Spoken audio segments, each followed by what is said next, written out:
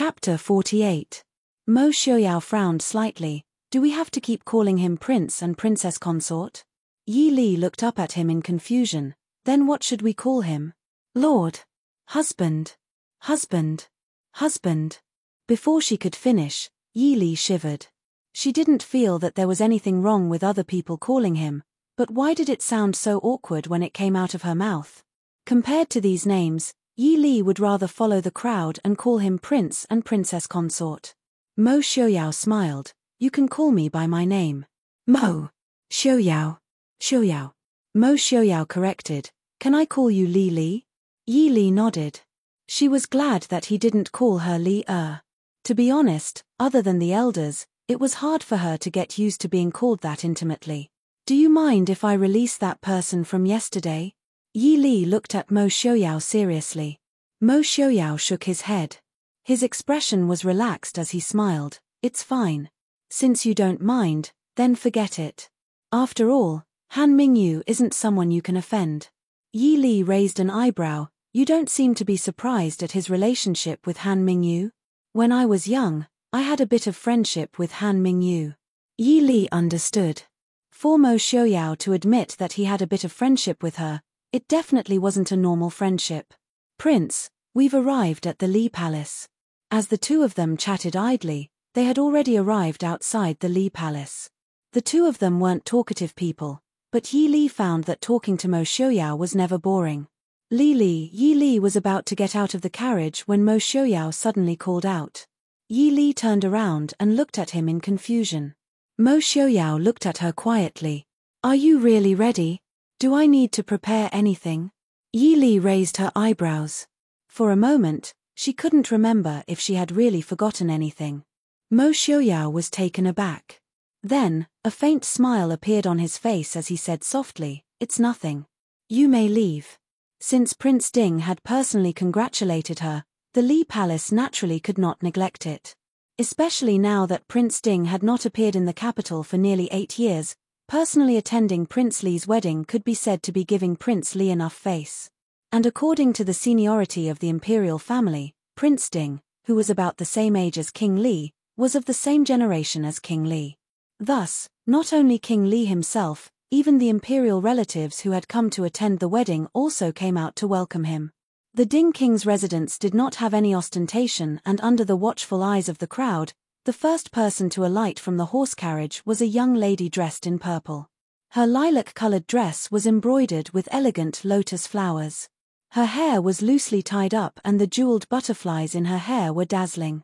Just by slightly tilting her face, everyone could see a beautiful face with light makeup. Very quickly, 2 guards lifted up the curtain of the horse carriage and gently lifted Mo Xiaoyao and the wheelchair that he was sitting on out of the horse carriage.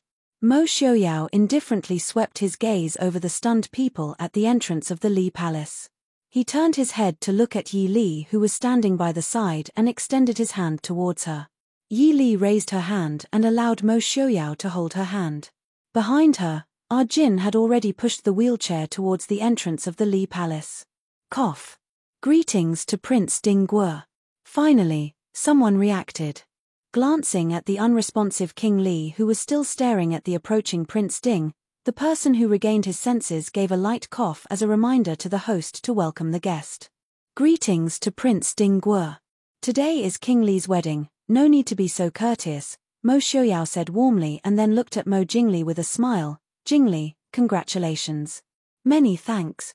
Mo Jingli glared viciously at Yi Li, who was standing next to Mo Xiaoyao, and said through gritted teeth.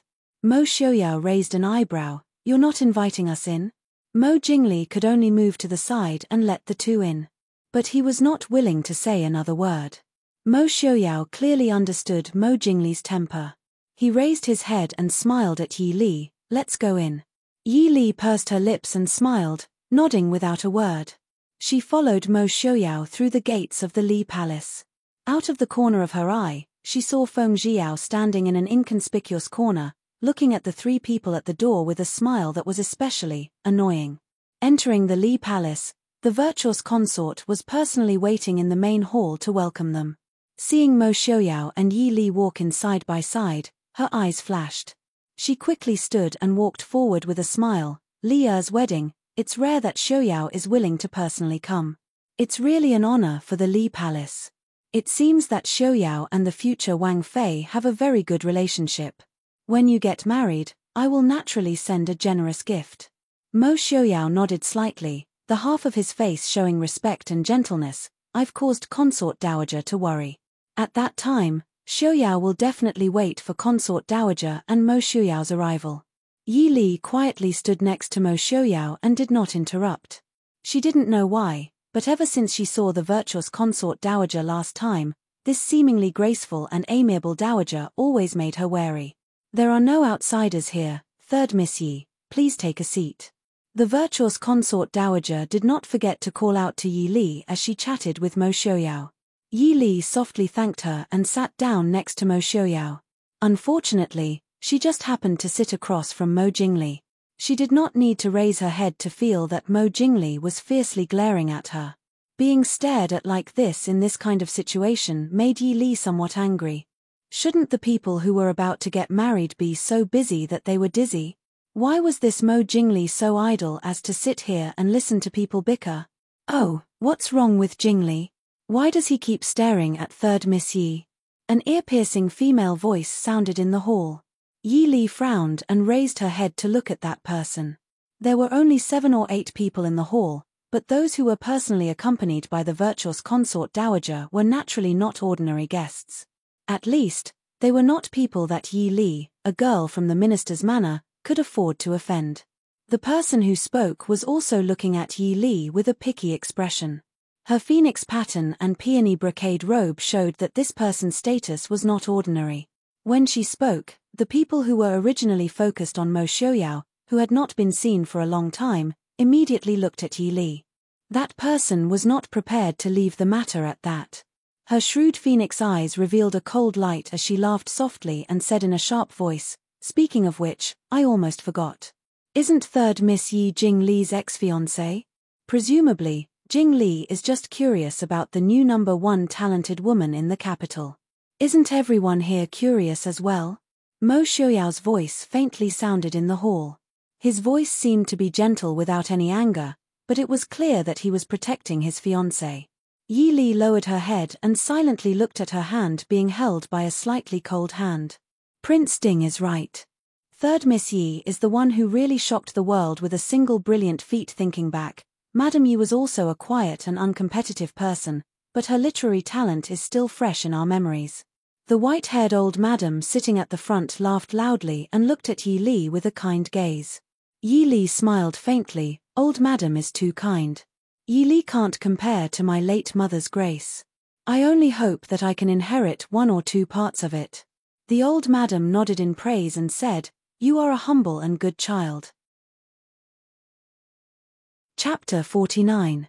This is the old madam of Hu Estate. Mo Xiaoyao introduced her to Yi Li in a soft voice. Only then did Yi Li realize that this woman was actually Tian Xiong's grandmother. Then Mo Xiaoyao introduced Yi Li to each of the people present. Unsurprisingly, they were all relatives of high officials or members of the royal family. The woman who spoke first was the emperor and Prince Li's aunt, Princess Zhao Ren. She was also Princess Rong Hua's biological mother. Thinking of Princess Rong Hua's arrogant appearance at the 100-Flower Festival, Yi Li could only sigh. They were indeed mother and daughter.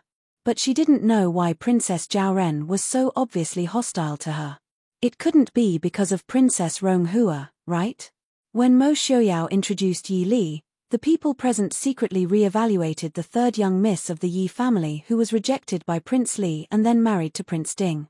Prince Ding personally introduced her to the most powerful nobles of the Da Chu state, which was enough to show how much importance he attached to her. Therefore, except for Mo Jingli, whose face was even uglier, the atmosphere in the hall was as harmonious and friendly as always. Yi Li. In the garden of Prince Li's mansion, Hua Tianxiong pulled Yi Li and walked while talking. Suddenly, a tall figure appeared in front of them and blocked their way. Your Highness Prince Li, what's the matter? Hua Tianxiong stood in front of Yi Li and raised her beautiful face to ask. Since the incident at Chuxiong Pavilion, Hua Tianxiong's favorable impression of Prince Li had plummeted and was now close to negative value. Seeing Mo Jingli appear in front of them with an unfriendly expression, she only thought that he wanted to make trouble for Yi Li. Mo Jingli frowned unhappily. I am not looking for you. Hua Tianxiong said without any trace of politeness. Shouldn't Prince be greeting guests now? Most of the women in this garden were from various manners, so it would be inconvenient for the prince to enter and leave. Even if Prince doesn't care about his own reputation, he should at least care about others. I have something to say to Yi Li. Move aside, Mo Jingli said impatiently. Just say what you want to say. Li can hear you, Hua Tianxiong said. Mo Jingli narrowed his eyes dangerously. I said move. Hua Tianxiong still wanted to say something, but Yi Li pulled her back. Tianxiong, go and see if Murong and the others have arrived. I'll be right there. But Hua Tianxiong glanced at Mo Jingli worriedly. Yi Li said with a smile, don't worry, Xiaoyao will come to find me after he's done talking with old Madame Hua.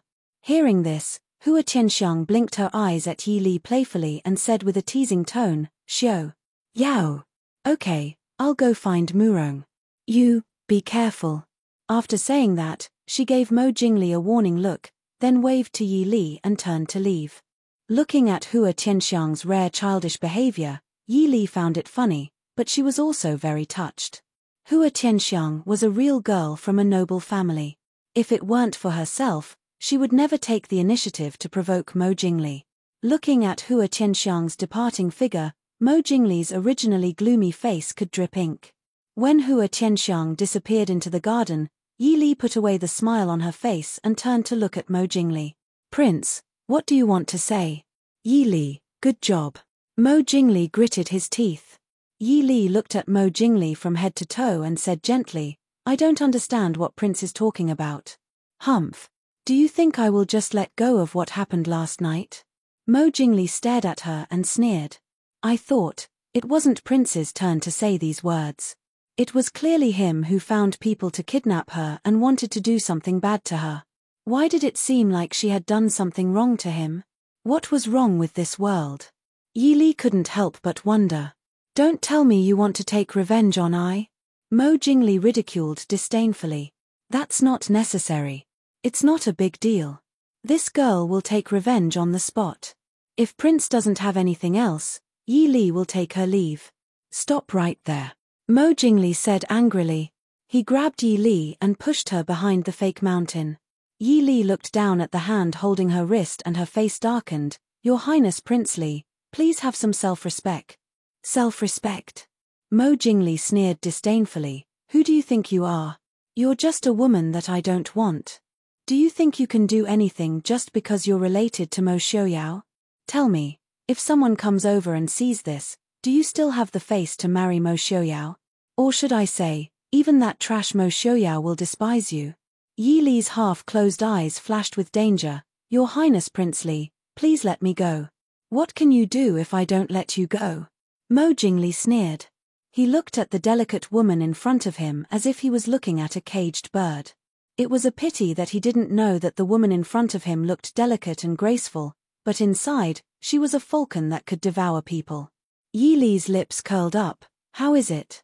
Like this.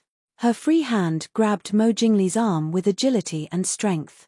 With just a little bit of force, he felt a piercing pain. Before Mo Jingli could react, he was thrown to the ground. What was even more unfortunate was that because the two of them were standing under the fake mountain, the back of Mo Jingli's head hit the fake mountain and he fainted on the spot. Yi Li also didn't expect this to happen. She immediately retracted her attack and bent down to check that Mo Jingli was fine. Then she stood up and lifted her leg to kick Mo Jingli a few times to appease her anger. Her previous profession made her more familiar with the human body than most people. Naturally, she knew how to inflict pain without leaving a scar. After calming down the anger in her heart, Yi Li couldn't help but frown. It wasn't a good thing to knock out Prince Li in the Prince Li manner, especially on the day of his wedding. However, it wasn't an unexplainable problem. Glancing at the unconscious person on the ground, Yi Li calmly stepped over the obstacle and calmly walked out. After leaving the fake mountain and passing through a few corners, she saw Hua Tianxiong and Mu Rongting waiting there with worried expressions. Seeing Yi Li walk over, they quickly went up to her. Li Li, are you all right? Did Prince Li do anything to you? Mu Rongting anxiously grabbed Yi Li and asked. Yi Li smiled. Don't you see that I'm fine? What can he do to me in broad daylight? Mu Rongting smiled embarrassedly. I thought too much. However, you should stay away from Prince Li. Hua Tianxiong nodded in agreement and curiously asked, why are you done so quickly? Yi Li spread her hands and said, there wasn't much to say in the first place. Let's not talk about these dampeners. Let's go sit down and drink some tea. I really envy Zheng Er. Lord Qin never forces Zheng Er to attend a banquet she doesn't like. Yi Li nodded and walked with the two of them to a place with many people. The wedding was held as scheduled. This made the wedding, which was a little awkward because they had missed the wedding, look forward to a happy ending. That was if they could ignore Prince Li's face, which looked more like he was attending a funeral. Yi Li sat next to Hua Tianxiong and saw Mo Xiaoyao looking at her with a smile. Then his gaze moved to Mo Jingli, who was holding a piece of red silk and walking side by side with Yi Ying. The smile in his eyes deepened. Almost immediately, Yi Li understood that Mo Xiaoyao must have known about what happened to Mo Jingli in the afternoon. However, seeing Mo Xiaoyao's gaze, Yi Li felt that perhaps the matter wasn't over yet. Chapter 50. So, halfway through the ceremony, Yi Li was not surprised at all when the master of ceremonies called for the couple to bow to each other, and then the groom fell to the ground with a plop. Instead, she had a feeling that this was indeed the case.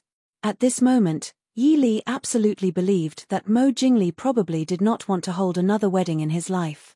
Anyone who fainted 3 times in less than 24 hours before and after a wedding would have some kind of trauma. How could this be? Mu Rongting was so shocked that she almost could not close her mouth. Hua Tianxiong was also stunned. She did not know what to say. In fact, she began to sympathize with Yi Ying. It was bad enough that the groom missed the auspicious time, but the groom fainted during the wedding. Phew. Li, this Li Wang's health is too poor. Fortunately, everyone was stunned by this sudden change. Only Xian Zhao Taifei reacted and hurriedly sent the bride and groom back to their rooms, and called for the imperial physician. The groom fainted, but the wedding banquet still had to continue, but the guests were somewhat tasteless. The noble women guessed the real reason for Li Wang's fainting, and thought about the latest gossip that would appear in the capital tomorrow. Yi Li mentally simulated the consequences of making Mo Jingli faint this afternoon. She felt that there was no big problem, and then enjoyed the delicious food with Hua Tianxiong and Mu Rongting. When she glanced at a certain smiling man in an inconspicuous corner and shook a toast to her, she nodded slightly in return.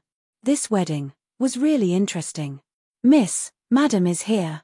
In the comfortable and elegant Qingyi pavilion, Yi Li was holding a needle and thread and thinking about the embroidery in her hands when Qing Xia came in to report.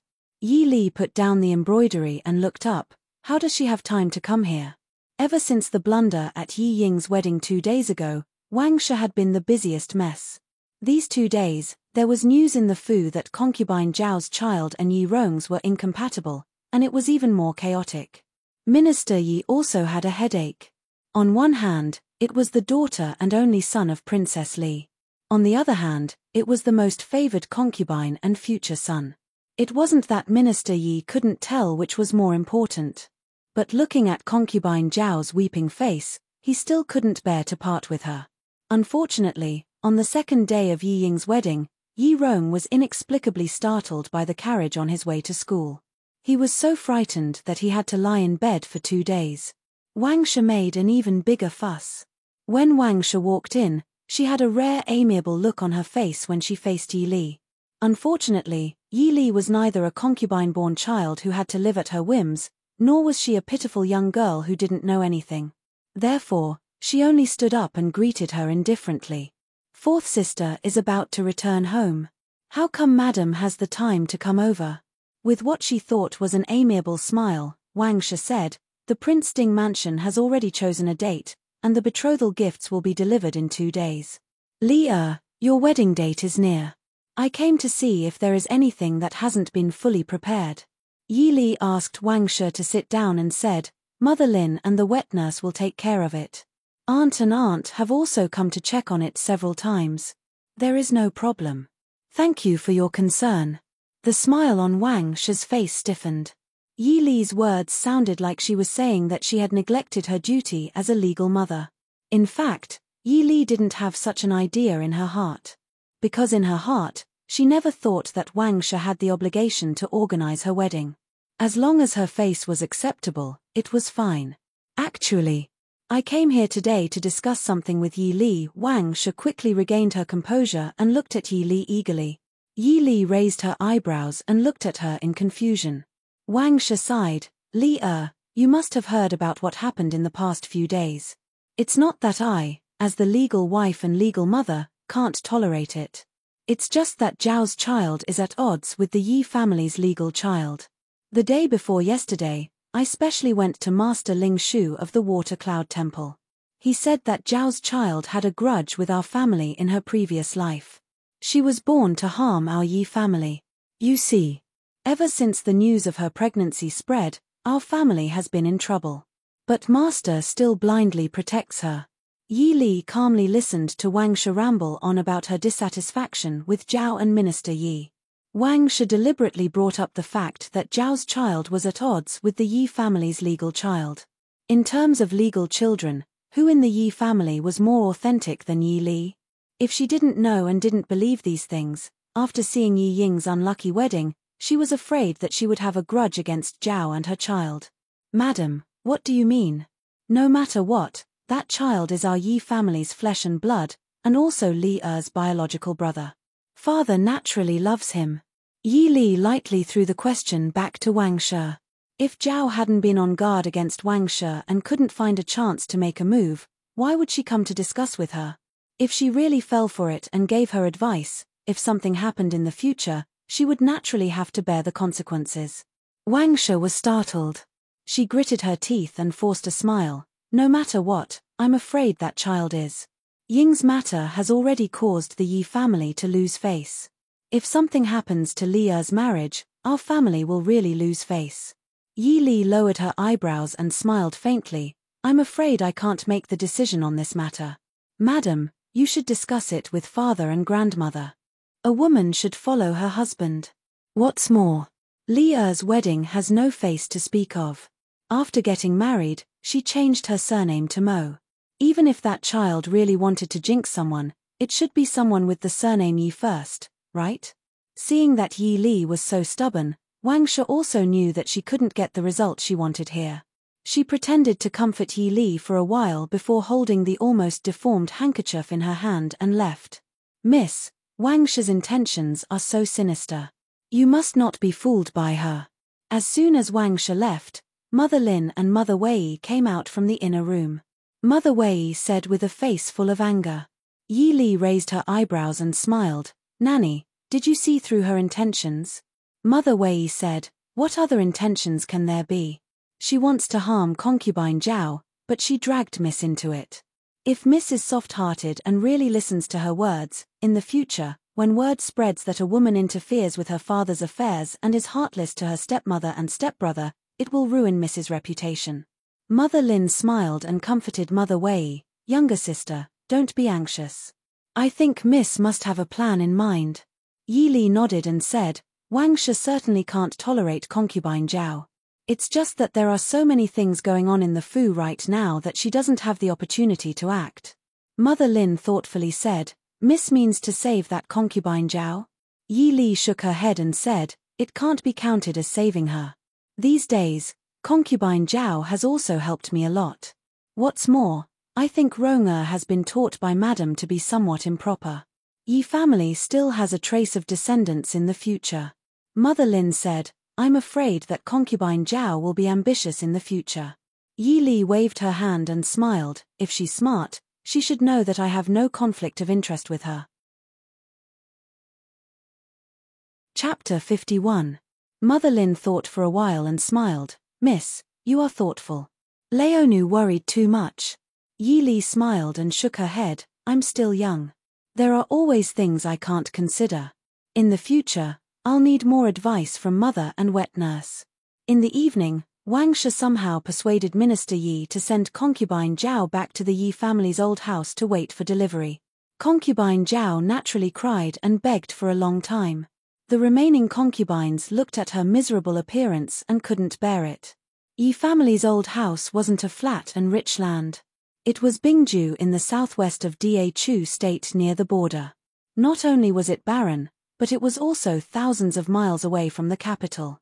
Since Minister Yi came to the capital and took old Madam Yi over, the Yi family never returned to their old house. In the early years, even the ancestral hall was moved to the capital.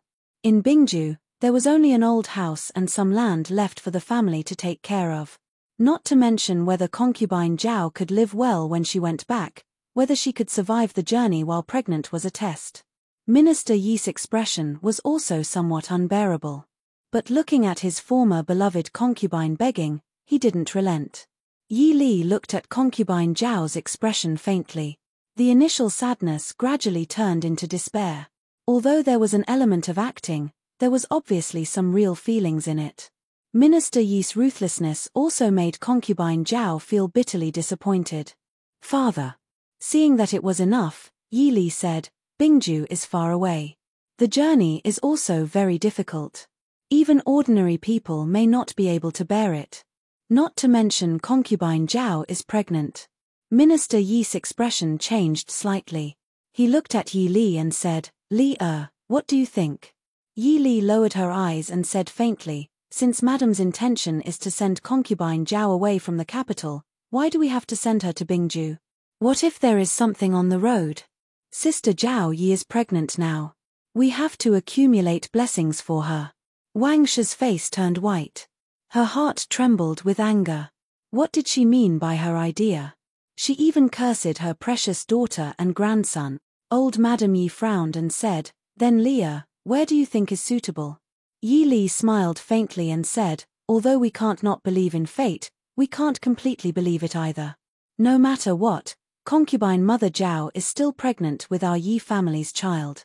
If outsiders were to find out about this, they would say that the Yi family doesn't care about kinship. As for where concubine Zhao will go, I'm sure father and grandmother have their own plans.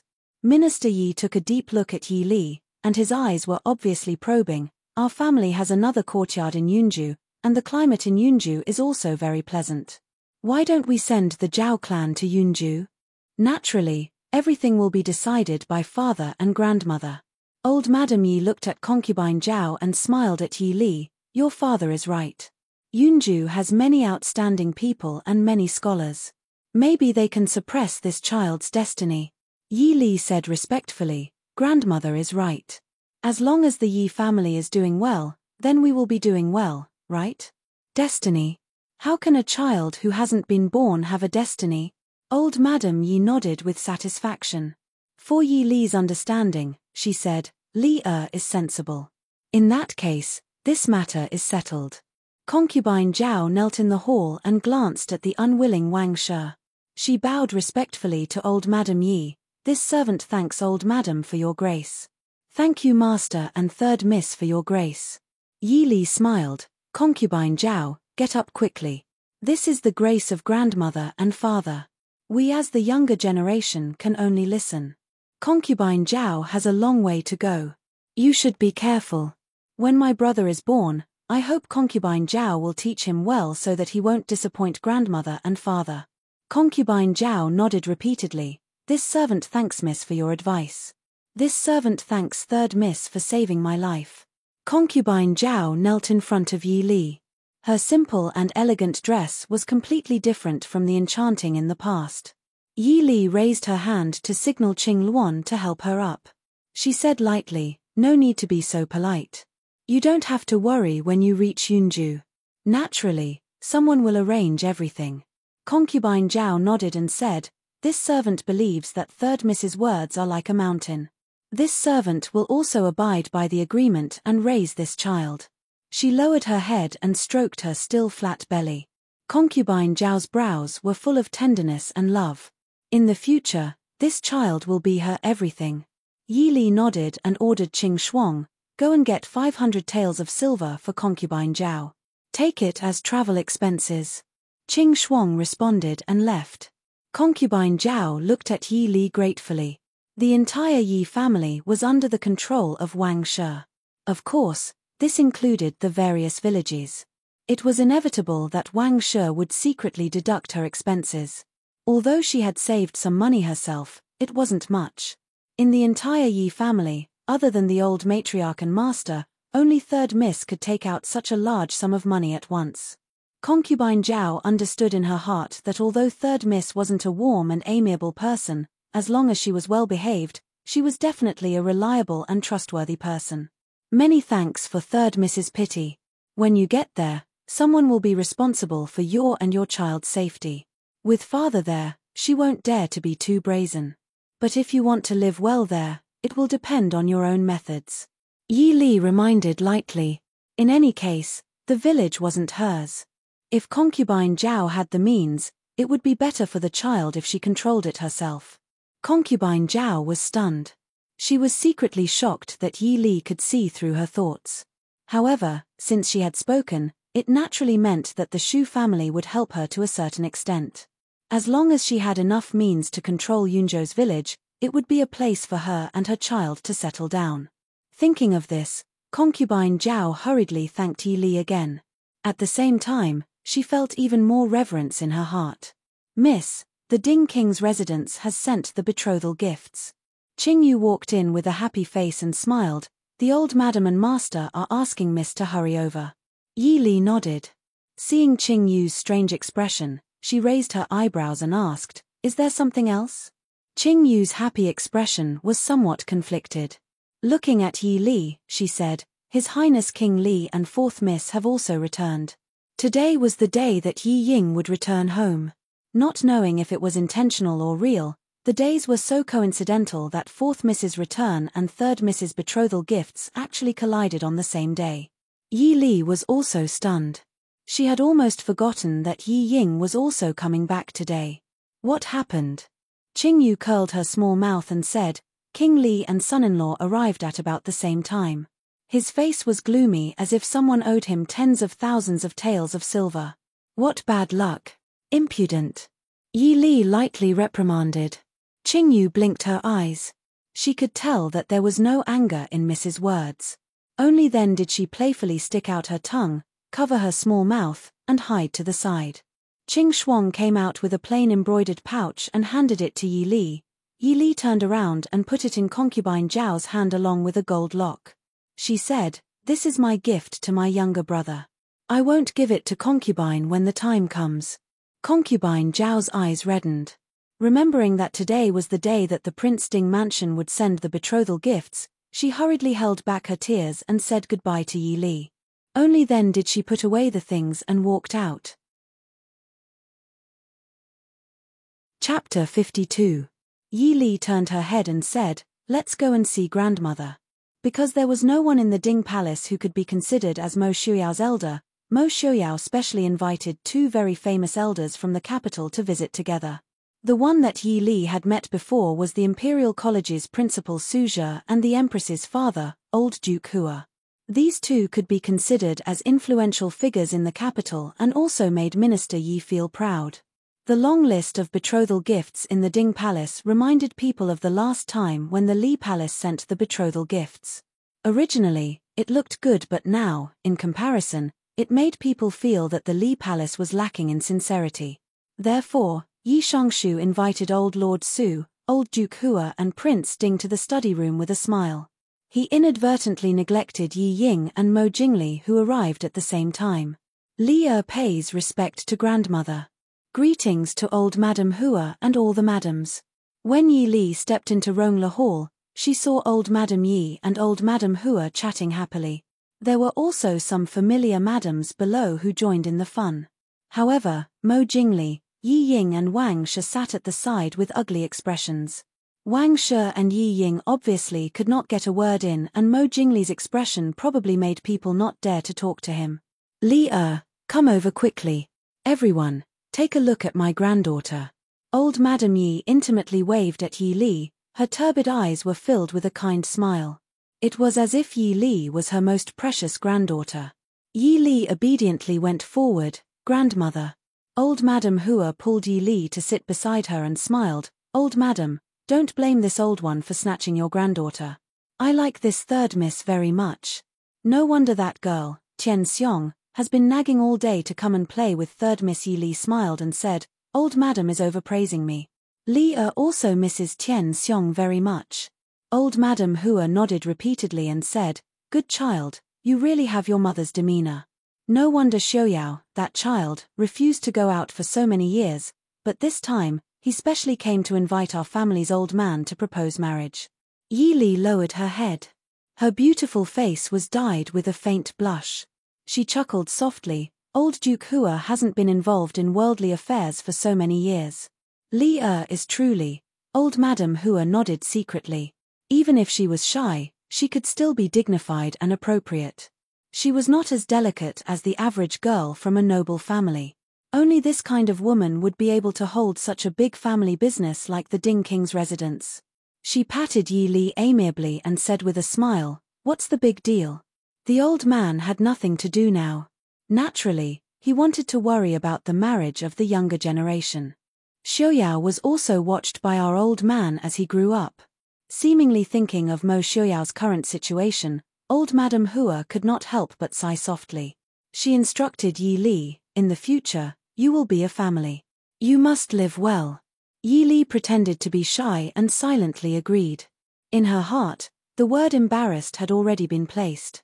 Seemingly thinking of the coldness of the other newly married couple, old Madam Hua turned to Mo Jingli and said with a smile, this old one has yet to congratulate Li Wang and Li Wangfei.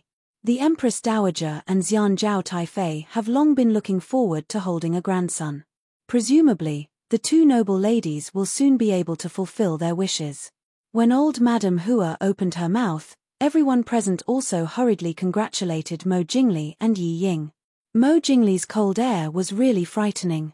It made the people who originally wanted to congratulate him not dare to open their mouths. At this time, when old Madam Hua opened her mouth, everyone naturally followed to congratulate. Mo Jingli looked at everyone with a cold face. In the end, he still could not disrespect old Madam Hua, so he nodded lightly. Yi Li sat next to old Madam Hua and just happened to see Yi Ying's expression clearly. Yi Li also felt a little strange. Although there was a situation on the wedding day, it had nothing to do with Yi Ying.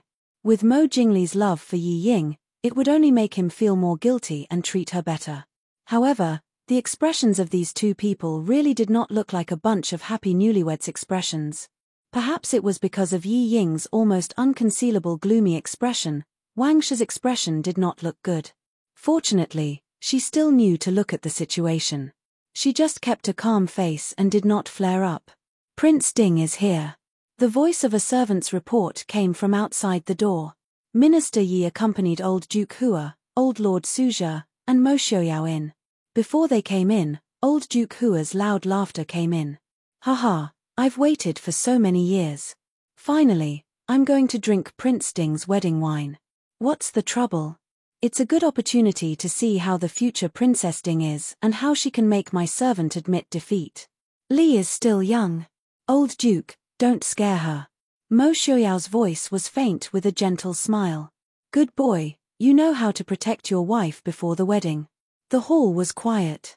Old Madam Hua pushed Yi Li with a smile and said, our family's old master is a rough person. Li don't be offended. Yi Li smiled and shook her head. She looked at the door and saw a man with white hair and a white beard. Although he was close to 70 years old, he still had a majestic gait.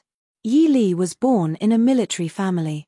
When she saw this old man, she knew that he must be a famous general who had spent half his life on the battlefield. She could not help but have a good impression of him. Prince Li and Princess Li are also here. This old official greets Prince and Princess Li. Old Duke Hua's gaze swept across the people in the hall. His gaze paused on Yi Li for a while before he greeted Mo Jingli and Yi Ying. Mo Jingli nodded and moved his gaze away from Mo Xiaoyao, who came in behind old Duke Hua. He frowned and said, Old Duke, why are you here? Old Duke Hua stroked his white beard and smiled proudly. This old man is here to be a matchmaker for Xiaoyao. I'm here to give the betrothal gifts. Old Madam Yi, come and take a look at the betrothal gifts. Is there anything in the Yi residence that you're not satisfied with? Third Miss, Come and take a look too. If there's anything missing, we'll immediately ask someone to make up for it. Old Madam Yi had already roughly looked at the betrothal gifts list once. How could she dare to be dissatisfied? She quickly said with a smile, Old Duke and old Mr. Su did it personally. How could there be any mistakes? She handed the list to Yi Li. Yi Li just casually glanced at it. She turned around and handed it to Qing Luan beside her. She smiled faintly and said, Thank you, Old Duke and old Mr. Su. Old Duke Hua looked at Yi Li and turned back to Mo Xiaoyao. He nodded and smiled. The Yi family really knows how to teach girls. Xiaoyao is so lucky. Mo Xiaoyao glanced at Yi Li and smiled without saying anything. Suzhou also agreed and smiled. Old Duke is right. Third Miss is outstanding in poetry, calligraphy, and painting. Yi family has a good upbringing. After another round of praise and modesty, old Madam Hua sent the two bride-to-be out with the reason that they should cultivate feelings before marriage. Standing outside Le Rong Tang, Yi Li and Mo Xiaoyao couldn't help but look at each other. Finally, it turned into a faint smile. Let me do it. Yi Li walked behind Mo Xiaoyao and took over a Jin's position. A Jin hesitated for a moment and didn't immediately let go. Mo Xiaoyao raised his hand and said, A Jin, you can leave first. The young man looked at Yi Li with a hint of surprise on his face. Then, there was some respect that wasn't there before. He respectfully handed the wheelchair to Yi Li, turned around and disappeared in front of the two people. Yi Li slowly pushed the wheelchair along the flat path to the garden. Mo Xiaoyao slightly tilted his head and said softly, If you're tired, you can stop. Actually, I can do it myself. Chapter 53. I know, but you should also know that I'm not a weak lady from a respectable family. Yi Li smiled. The wheelchair was clearly made with care, and it didn't take much effort to push it. Yi Li also believed that even without anyone pushing the wheelchair, Mo Xiaoyao would still be able to move freely. Otherwise, he wouldn't have sent his trusted aide away. Hearing Yi Li's words, Mo Xiaoyao seemed to have thought of something. He coughed lightly and laughed softly. Be more careful these days. Jing Li's other faults are fine, but he loves to hold grudges. It can be said that he will seek revenge for the smallest grievance. Recently, he suffered a few setbacks at your hands, so he won't let it go. Yi Li nodded and said helplessly, I still don't understand how I offended him. Mo Xiaoyao's faint smile had a hint of ridicule in his eyes. If you acted a little worse after the engagement was broken off, or even tried to kill yourself, he probably wouldn't do anything to you. He might even make it up to you for some reason. Yi Li was speechless. So, the reason why he treated me like that was because my performance wasn't what he wanted. It's obvious. Really asking for a beating. Walking to the stone table beside the lotus pond, Yi Li stopped and smiled. Let's rest here for a while.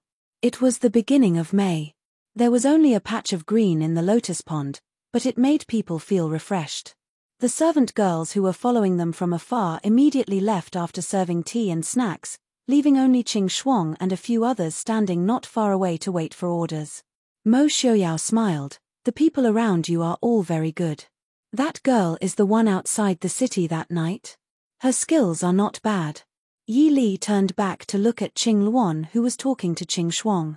She said somewhat embarrassedly, Qing Luan and Qing Yu came with eldest uncle. Only Qing Shuang has been following me. She didn't explain in detail who was Qing Yu and who was Qing Shuang. She believed that Mo Xiaoyao had a rough idea of the people around her. Mo Xiaoyao laughed. So you're from the Shu family. No wonder. Li Li also had good foresight. That way, I won't have to worry when I get to the Prince Ding mansion. Yi Li frowned. Are you talking about the future affairs of the Prince Ding mansion? She had no problem managing a group of highly skilled special forces soldiers. She could even manage a regiment of soldiers. But to ask her to take care of the affairs and properties of a prince's mansion, even if she had these days of learning and practice, she still felt somewhat apprehensive.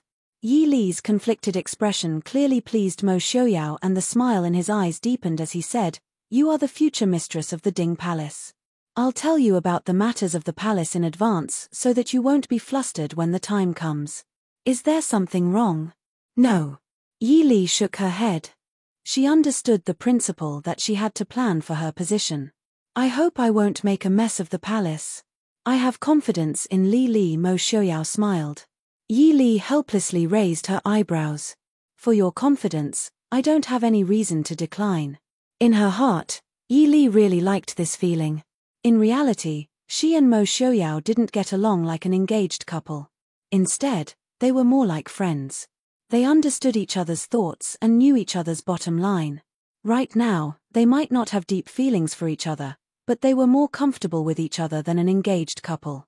Perhaps they could only be friends for the rest of their lives. Perhaps one day, they would become each other's family. But who could say for sure what would happen in the future? But wasn't it something to look forward to? In my current situation, it's not suitable for me to visit Mr. Shu and Mr. Shu. I hope the two elders will not be offended. Mo Xiaoyao put the teacup in his hand on the table and said apologetically to Yi Li, eldest uncle already knows the situation of the Ding Wangfu. They are not people that pay attention to formalities. But, last time, eldest brother seemed to have said that he had gone to the Ding Wangfu. Yi Li looked curiously at him. She was really curious how a cultured and elegant young master like Shu Qingchen would express his dissatisfaction with his future brother-in-law. Mo Xiaoyao smiled helplessly. It's been many years, but Shu Gong's presence is still enviable. Greetings to Li Wang, greetings to Li Wang Fei. Not far away, Qing Luan and Qing Shuang blocked the path. Mo Jingli sneered. What? I can't walk on this path? Qing Luan and Qing Shuang exchanged a look. This path only led to the lotus pond. There was no other path in front of them. Li Wang clearly saw that their Miss and Prince Ding were here, yet he still insisted on walking forward. Wasn't he looking for trouble? Qing Shuang was about to speak when Mo Xiaoyao spoke. Invite Li Wang and Li Wang Fei over. The two then bowed their heads respectfully. Prince, Wang Fei, please. Mo Jingli snorted and walked quickly to the beautiful couple sitting by the lotus pond. Yi Ying followed behind him and bit her lips bitterly. Mo Jingli stood by the table and looked down at Yi Li. Yi Li frowned. She was very displeased with Mo Jingli's unbridled gaze. Yi Li, sit. Mo Xiaoyao said lightly as he extended his hand to Yi Li. Yi Li grabbed his hand cooperatively and sat beside Mo Xiaoyao. She gave the seat opposite to Mo Jingli and Yi Ying. Mo Jingli sat down without a word. Yi Ying then walked to the three of them while panting slightly. It was obvious that Mo Jingli's unbridled pace was not something a delicate girl like Yi Ying could keep up with. Third sister, Prince Ding.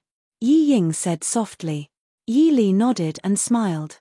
Fourth sister, sit down. Have you been well these past few days? Yi Ying lowered her eyes slightly and said softly, thank you for your concern, third sister. I'm well. Yi Li nodded. Seeing Yi Ying say so, she did not ask any more questions. Although Yi Ying didn't look like she was doing well, she didn't really care about her. If Yi Ying really complained to her, she would not know what to do. Mo Jingli snorted and said, Ying is naturally well. I wonder how Li has been these past few days. Yi Li raised her eyebrows and looked sideways at Mo Xiaoyao. She smiled and said, thank you, Prince, for your concern. Other than being a little busy these past few days, everything has been well. Mo Jingli's expression turned cold. He stared at Yi Li for a long time with a gloomy gaze. Then, he said to Mo Xiaoyao, I have some things that I would like to talk to third Miss Yi alone. Yi Li could not help but find it funny. Actually, from the first time she met Mo Xiaoyao, she realized that Mo Jingli loved to put on airs in front of Mo Xiaoyao. For example, if Mo Xiaoyao was present, Mo Jingli would definitely like to look at people with his chin up and a look of contempt. In fact, Yi Li really wanted to tell him that Mo Xiaoyao could only see his nostrils most of the time when he was sitting in a wheelchair. So, Mo Xiaoyao really rarely looked up at him. Also, as long as he talked to Mo Xiaoyao, he would definitely refer to himself as I. It was as if speaking this way would make him superior. In fact, everyone knew that although Mo Jingli was the son of the late emperor and the younger brother of the current emperor, unless he killed his brother and became the emperor himself, his title in this lifetime would be below the first-rank prince of Dingguo. Ying will take her leave first. Prince and sister have a chat. Yi Ying was the first to stand up and respond to Mo Jingli's words. Although she looked at Yi Li with a gaze that was so bitter that it could be mixed with poison. Looking at Yi Ying's figure leaving with a reluctant gaze, Yi Li sighed softly in her heart. In just 2 or 3 days, Yi Ying had changed from a proud daughter of a boudoir to a resentful wife of a wealthy family. It seemed that Mo Jingli did not like Yi Ying as much as the rumors said. In that case, why did Mo Jingli go against the late emperor's will and marry Yi Ying? Was it really just a moment of impulse? Chapter 54. Mo Xiuyao. Seeing Mo Xiuyao and Yi Li remain unmoved by his words, Mo Jingli angrily roared. Jingli, you really should learn your manners. Mo Xiuyao calmly stared at Mo Jingli's gloomy face. An invisible pressure made Mo Jingli freeze. Did the emperor allow you to speak to I like this? Chem. Compared to Mo Jingli's gloomy and cold face, Mo Xiuyao's indifferent expression was many times friendlier even with the half-mask on. But even so, Mo Jingli was still shocked and angry to find that he felt a secret fear towards the man in front of him. This made him angry and ashamed, and he couldn't believe it. His last impression of Mo Xiuyao was from 8 or 9 years ago. At that time, their statuses and situations were very similar. They both came from the most noble families in Da-Chu state. They both had an older brother. His older brother was the emperor. Mo Xiuyao's older brother was the Ding prince. They didn't need to inherit the title of nobility. They didn't have any burdens. Even if they ate and drank, they could live a life of luxury. Except for Mo Xiuyao, he was better than him in everything, so he didn't like Mo Xiuyao from a young age. When he was immersed in studying to receive his father emperor's praise, Mo Xiuyao had already received everyone's praise, including his father emperor's. When he was secretly proud of his excellent martial arts, Mo Xiuyao had already swept through the battlefield, adding even more glory to the Ding kingdom's invincible god of war. When he was young, he hated Mo Xiuyao, but he wasn't afraid of him. If he didn't like him, then he would fight. Even if he lost, it didn't matter. There would be a day when he would win. But he never would have thought that 8 years after he classified him as trash, he would actually be afraid of him. A great humiliation. Your Highness. Prince Yi Li frowned as she looked at Mo Jingli's sinister expression. She didn't doubt that if they were in a different place or a different person, Mo Jingli would have already torn the person to shreds. Prince, if you have something to say, just say it. There is nothing between me and Xiu Yaro that cannot be said clearly. Nothing that can't be said. Mo Jingli quickly calmed down and put on a mocking expression. Yi Li, are you sure? Yi Li looked at him in confusion, but Mo Jingli obviously thought that he had caught on to Yi Li's weakness. Then do you want to talk about what happened the night before Ai's wedding and what happened on the day of the wedding? Yi Li looked at him sympathetically. This guy definitely didn't know that Mo Xiuyao had played a part in his embarrassing fainting on the day of his wedding. Wedding day? Prince, are you saying that you fainted on the spot and delayed the wedding ceremony? At this moment, Yi Li expresses her deep regret and sympathy. Yi Li. Mo Jingli gritted his teeth as he glared at the innocent and sympathetic woman in front of him. I can't go through the wedding ceremony, isn't that what you wanted? Yi Li was at a loss. Prince, what do you mean by that? Although Yi Li and fourth sister don't usually get along well, I'm not so vicious as to want her to fail the wedding ceremony. Prince is slandering Yi Li like this, telling me that I don't have the face to see fourth sister anymore. He wanted to frame her and make Mo Xiuyao misunderstand. Mo Jingli clearly didn't have enough tricks up his sleeves. Yi Li looked slightly wronged as she stubbornly glared at Mo Jingli. She perfectly acted out the role of a young miss who had been wronged. Mo Xiuyao, who had originally wanted to speak up to help Yi Li out of her predicament, leisurely looked at the beautiful girl in front of him. Even he couldn't help but want to cheer for her wonderful performance. It seemed that Yi Li really didn't need him to give her any pointers. She could handle most things better than he expected. Just as Mo Jingli was about to fly into a rage again, Mo Xiuyao spoke up. You don't have to be like this, Li Li. No matter what others say, I will always believe in Li. Yi Li lowered her eyes and softly said, it's great that Xiuyao believes in me. Otherwise, I really don't know what to do. Yi Li, Good job. Mo Jingli finally threw down these words and left like a gust of wind. Yi Li helplessly shrugged and lightly sighed. If you offended someone like Mo Jingli, he would hold a grudge until death. Unless you were willing to throw yourself into the mud to apologize to him and let him humiliate you. Just a normal retreat was definitely not enough. And this person had extremely powerful backers, the current emperor and the current empress dowager. I seem to have made an enemy for you. No, he and I have never been friends. Mo Xiaoyao indifferently said. Yi Li blinked. Can you tell me about it? When I was young, he hid my homework and caused me to be beaten by father. I gave him back the beating of the previous emperor. When I was young, he suspected that I was seducing his sweetheart, so he had someone drug my wine at a banquet.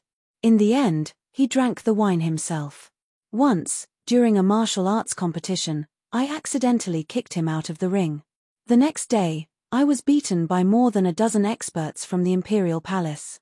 10 days later, Feng Jiao and I hung him up on a big willow tree in the capital. Yuan, it just happened that his sweetheart saw it. As expected, the hatred is as deep as the sea. Yi Li was speechless. Although she had heard people talk about how Mo Xiaoyao was in high spirits when he was young, but looking at the current gentle and quiet man, Yi Li still found it hard to imagine that Mo Xiaoyao was also at the age of being mischievous and mischievous. Feng Jiao told me that on the day of the wedding, he found the unconscious His Highness Li Wang behind the fake mountain in the garden of the Li Wang Fu. Without a hindrance, Mo Xiaoyao smiled as he looked at Yi Li. Yi Li smiled innocently. It seems that Mo Jingli has offended many people. She could guarantee that no one had seen her move against Mo Jingli. Even Feng Jiao had only guessed it. Mo Xiaoyao's eyes flashed with a smile. He nodded and said, that is true. But, even though Jing Li has always been brainless, the two in the palace and the virtuous Zhao Dowager are not brainless. So, Yi Li nodded seriously, I understand. The two in the palace and the virtuous Zhao Dowager could be said to have killed their way out of the previous emperor's dozens of concubines and dozens of sons. Naturally, Mo Jingli, this well-protected prince, could not compare to them. Attracting their attention too much would only bring more harm than good. Lowering her head to think, Yi Li said, I'm just afraid that I've already been targeted. Mo Xiaoyao looked thoughtfully at the servant girls standing not far away. He nodded slightly and said, no matter who it is, they will not be reassured. They are not targeting you. It's just that you are more likely to attract their attention. Before the wedding, the palace will probably find an excuse to summon you. At that time, bring that girl called Qingyu with you. Yi Li looked at him in confusion. Mo Xiaoyao explained in a soft voice, Shu Die Gongzi told me before that the girl's medical skills are not bad. Yi Li understood. She raised a hand to touch her forehead. She felt a headache. Mo Xiaoyao smiled as he poured a cup of hot tea for her. He asked with a smile, headache? Yi Li nodded honestly, I don't think so. It's probably because I'm not good at these things. These schemes really gave people a headache. Did these people not know how to be tired? Chapter 55. Apologies. Mo Xiaoyao looked at her indifferently. Yi Li waved her hand and said without much care, I'm guessing that even if the emperor doesn't marry me to you, he will marry me to someone he doesn't like. The Shu family's background was too special. Even if she was married to someone, the emperor wouldn't give in. Just like the young masters of the Shu family. Shu Qingchen was already 22 years old. He wasn't married or engaged, but the emperor had never considered marrying him. She even suspected that the emperor hoped that Shu Qingchen would never marry in this lifetime. Even if he did marry, it would be best if he was married to a woman from a family with a reputation and no power like Shu Qingze. Otherwise, it would be marrying a princess. Thinking of this, Yi Li raised her head and asked, are there any unmarried princesses in the palace? Mo Xiaoyao nodded and said, the previous emperor's youngest princess, Princess Linlang, and the current emperor's eldest princess, Princess Fengfei, are both 12 years old this year. Why? Yi Li shook her head and hoped that she was thinking too much. It wasn't very likely that Shu Qingchen would marry a 12-year-old girl. But there was still Shu Qingbai and Shu Qingyang. Seeing Yi Li's expression, Mo Xiaoyao guessed what she was thinking. He nodded and said, "Back then, the emperor and even the previous emperor had hinted that they wanted to marry the princess to Shu Qingchen, but they were all rejected by Sir Qingyun. The Shu family not marrying imperial daughters was a strange example among the noble families of Da Chu state. It had to be known that marrying a princess meant that he would no longer have any relations with the court and power. He could only wear the title of prince consort and live a life of luxury. This was definitely a nightmare for the ambitious young masters of the rich and powerful families. However, many noble families were still willing to let their second son, who had no right to inherit, marry a princess. After all, this meant that the family's bloodline would merge with the imperial family. It meant that they would receive the emperor's favor and glory. However, in the history of the Shu family, which had existed for hundreds of years, there were at least 5 sons who had refused to marry a princess. 100 years ago, the head of the Shu family had set a rule that the sons of the Shu family could not marry into the imperial family, not even the sons of concubines. Therefore, the imperial family no longer brought up the matter of marrying the princess to the Shu family. The palace should already know that eldest uncle and the others have entered the capital, right? Yi Li asked. Mo Xiaoyao nodded. Although he said he entered the capital privately, Master Hong Yu did not deliberately hide his tracks. This kind of thing couldn't be hidden if it was really investigated. Minister Yi was loyal to the current emperor. Hiding things will only make people suspicious. Yi Li smiled and said, "That makes sense. I still need to pay my respects to first uncle later. It just so happens that I have a lot of things to ask him for advice on. Say hello to Mr. Hong Yu for me." In Wang Shi's Fengyi courtyard, Yi Ying was sobbing miserably in Wang Shi's arms. Wang Shi dismissed the maidservants in the room and hugged her daughter to comfort her. "Ying what's wrong? They had just gotten married, so how did things turn out like this? Did King Li mistreat you?" Yi Ying raised her head and looked at her mother's worried and loving face. She cried even more sorrowfully, sob. "Mother, Ying is so miserable, what's wrong? Did King Li really mistreat you? Good daughter, don't be afraid. Let's go back and tell your father. Your father loves you the most. He will definitely stand up for you," Wang Shi hurriedly said. Yi Ying wiped her tears and cried, "What can father do? What does he dare to do to the Li Palace?" When the Li Palace casually sent the betrothal gifts, he didn't say anything. "Father doesn't love me at all." Wang Shi was speechless. Saying that the Li Palace's betrothal gifts were poor was only relative to the grandeur of the Prince Ding mansion.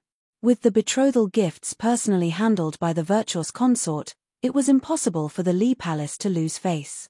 Moreover, Yi Ying was very satisfied at that time. However, now that she saw the Prince Ding mansion solemnly invite Duke Hua and Old Master Su to send the betrothal gifts, Yi Ying felt that she could not compare to Yi Li and lost face. Although Wang Shi felt somewhat uncomfortable in her heart, she still knew the severity of the matter. She gently patted Yi Ying's back, who was choking with sobs, and said, "Silly child, how can you blame your father for this? There was nothing wrong with the Li Palace's betrothal gifts. You know it yourself, don't you? If there was something wrong, how could your father and grandmother let you get married like this? It's just that Yi Li's wedding date is set after yours. Even if the Prince Ding mansion wanted to maintain their face, they had to let her get a better betrothal gift than you. But think about it, other than the betrothal gifts, what else does she have? King Li is the emperor's younger brother. He is skilled in both civil and martial arts. His appearance is also one of the best in the capital. That Prince Ding is now just an idle prince with no power or influence. He is also in a wheelchair and has a disfigured face.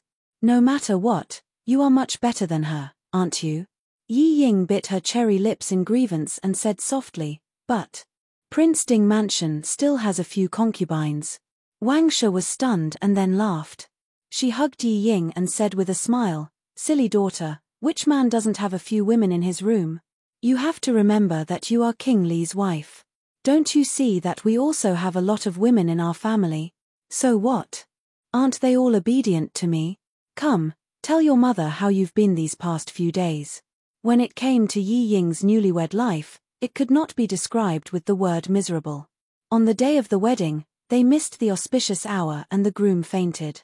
After Mo Jingli fainted, he was sent back to the bridal chamber. He asked the imperial physician to take medicine, but he did not wake up. As a newlywed wife, Yi Ying could only take off the red veil herself and then take care of her unconscious husband with an empty stomach. When Mo Jingli woke up, it was close to 5 o'clock. Not to mention the bridal chamber, Yi Ying did not even have time to rest. She hurriedly dressed up and went to pay respects to Xian Zhao Dowager Consort. Xian Zhao Dowager Consort was not satisfied with this daughter-in-law. Looking at Yi Ying's ugly face that could not be hidden even with heavy makeup, she exploded on the spot. She criticized Yi Ying's clothes and behavior. The most unbearable thing for her was that the one being compared by Xian Zhao Dowager Consort was Yi Li, who Yi Ying hated the most. Yi Ying, who was originally confident in herself, heard Xian Zhao Dowager Consort talk about how Yi Li was elegant and dignified when she saw her yesterday, and how frivolous and rude Yi Ying was. How Yi Li spoke appropriately, and how Yi Ying did not know when to stop. Yi Ying finally could not help but explode and talk back. Xian Zhao Dowager Consort was furious and made Yi Ying kneel for a quarter of an hour when she served tea. In the end, Mo Jingli waited impatiently and let Yi Ying get up. If it was Yi Li, she would definitely tell Yi Ying, "Poor child, you have been fooled by Xian Zhao Dowager Consort. She deliberately tormented you." Xian Zhao Dowager Consort was like a fish in water in the palace for decades. How could she get angry so easily? It was obvious that she deliberately picked on Yi Ying's weakness and took the opportunity to attack Yi Ying. It could also be said that she wanted to give her a show of strength. If the unlucky things stopped here, Yi Ying would not do anything. However, when she finally returned to her courtyard after serving the Dowager Imperial concubine for breakfast, she saw 4 or 5 women dressed in bright and beautiful clothes waiting for her. Each of them had their own merits. Yi Ying almost spat out a mouthful of blood. She never knew that Mo Jingli already had 5 concubines before the wedding. And she could not do anything to these concubines because they were either bestowed by Xian Zhao Dowager Consort or Empress Dowager.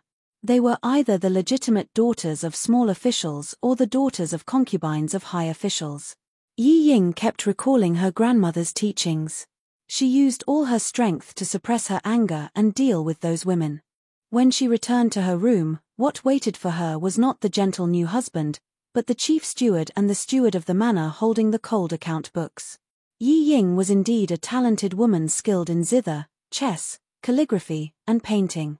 But she was not good at managing the household and accounting.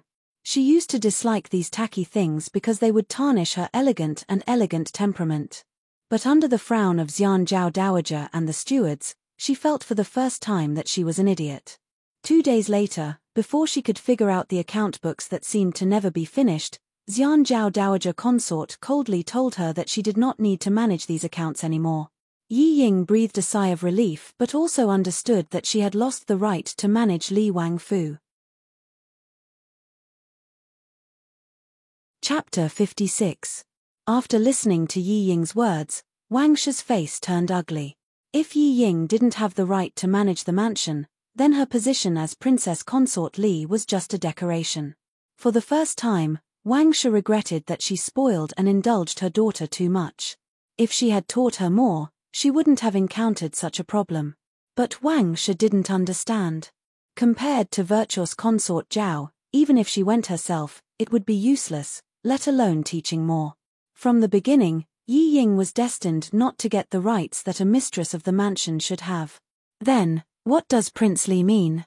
Wang Shi pulled Yi Ying and asked. Yi Ying said with tears, "Prince said that Consort Zhao took pity on me because I was young, so she helped me manage the mansion. It won't be too late to take over after 2 years when I have a child and have learned enough." Wang Shi had a flash of inspiration. Right, child. Prince is right. Ying you should give birth to the eldest son for Prince as soon as possible. You have to remember, it's the eldest son. You can't let those women give birth to Prince Li's child before you.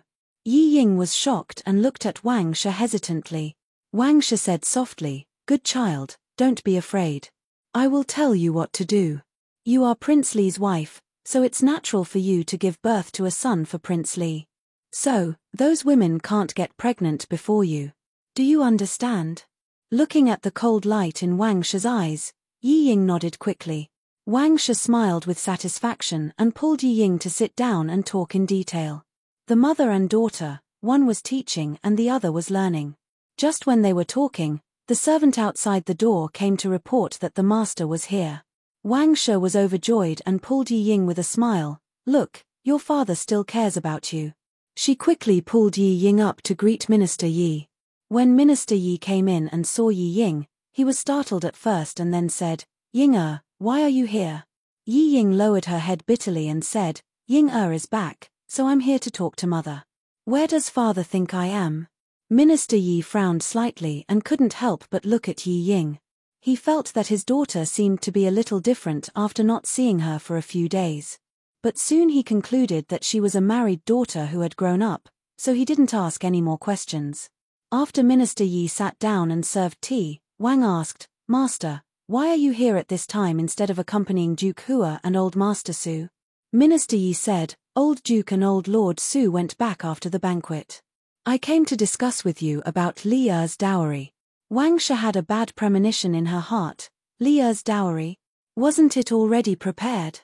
"Is there any other problem, Master?" Minister Yi nodded. He glanced at Yi Ying who was sitting at the side and said, "I've discussed with my mother.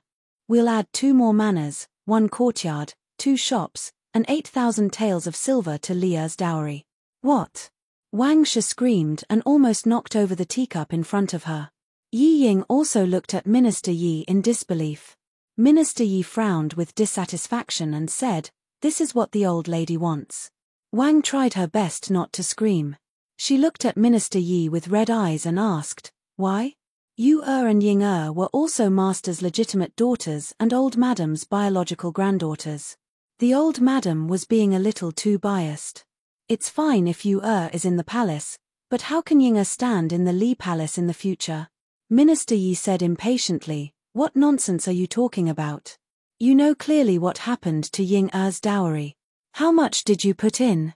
Do you think Old Madam and I don't know?" Wang She said softly with some unwillingness, "Didn't Li put in anything else? When eldest young lady got married, her dowry was not even a fraction of hers." Minister Yi said coldly, "Don't you know where the dowry that Li's mother left for Zhener went? Also, the extra part of Li's dowry was left by her mother. It's from the Shu family. The extra part of Ying-er's dowry is from the Yi family." "Master." Wang She looked at Minister Yi with a sorrowful face. Her body was also on the verge of collapsing. "I knew it. Master, you have always looked down on me.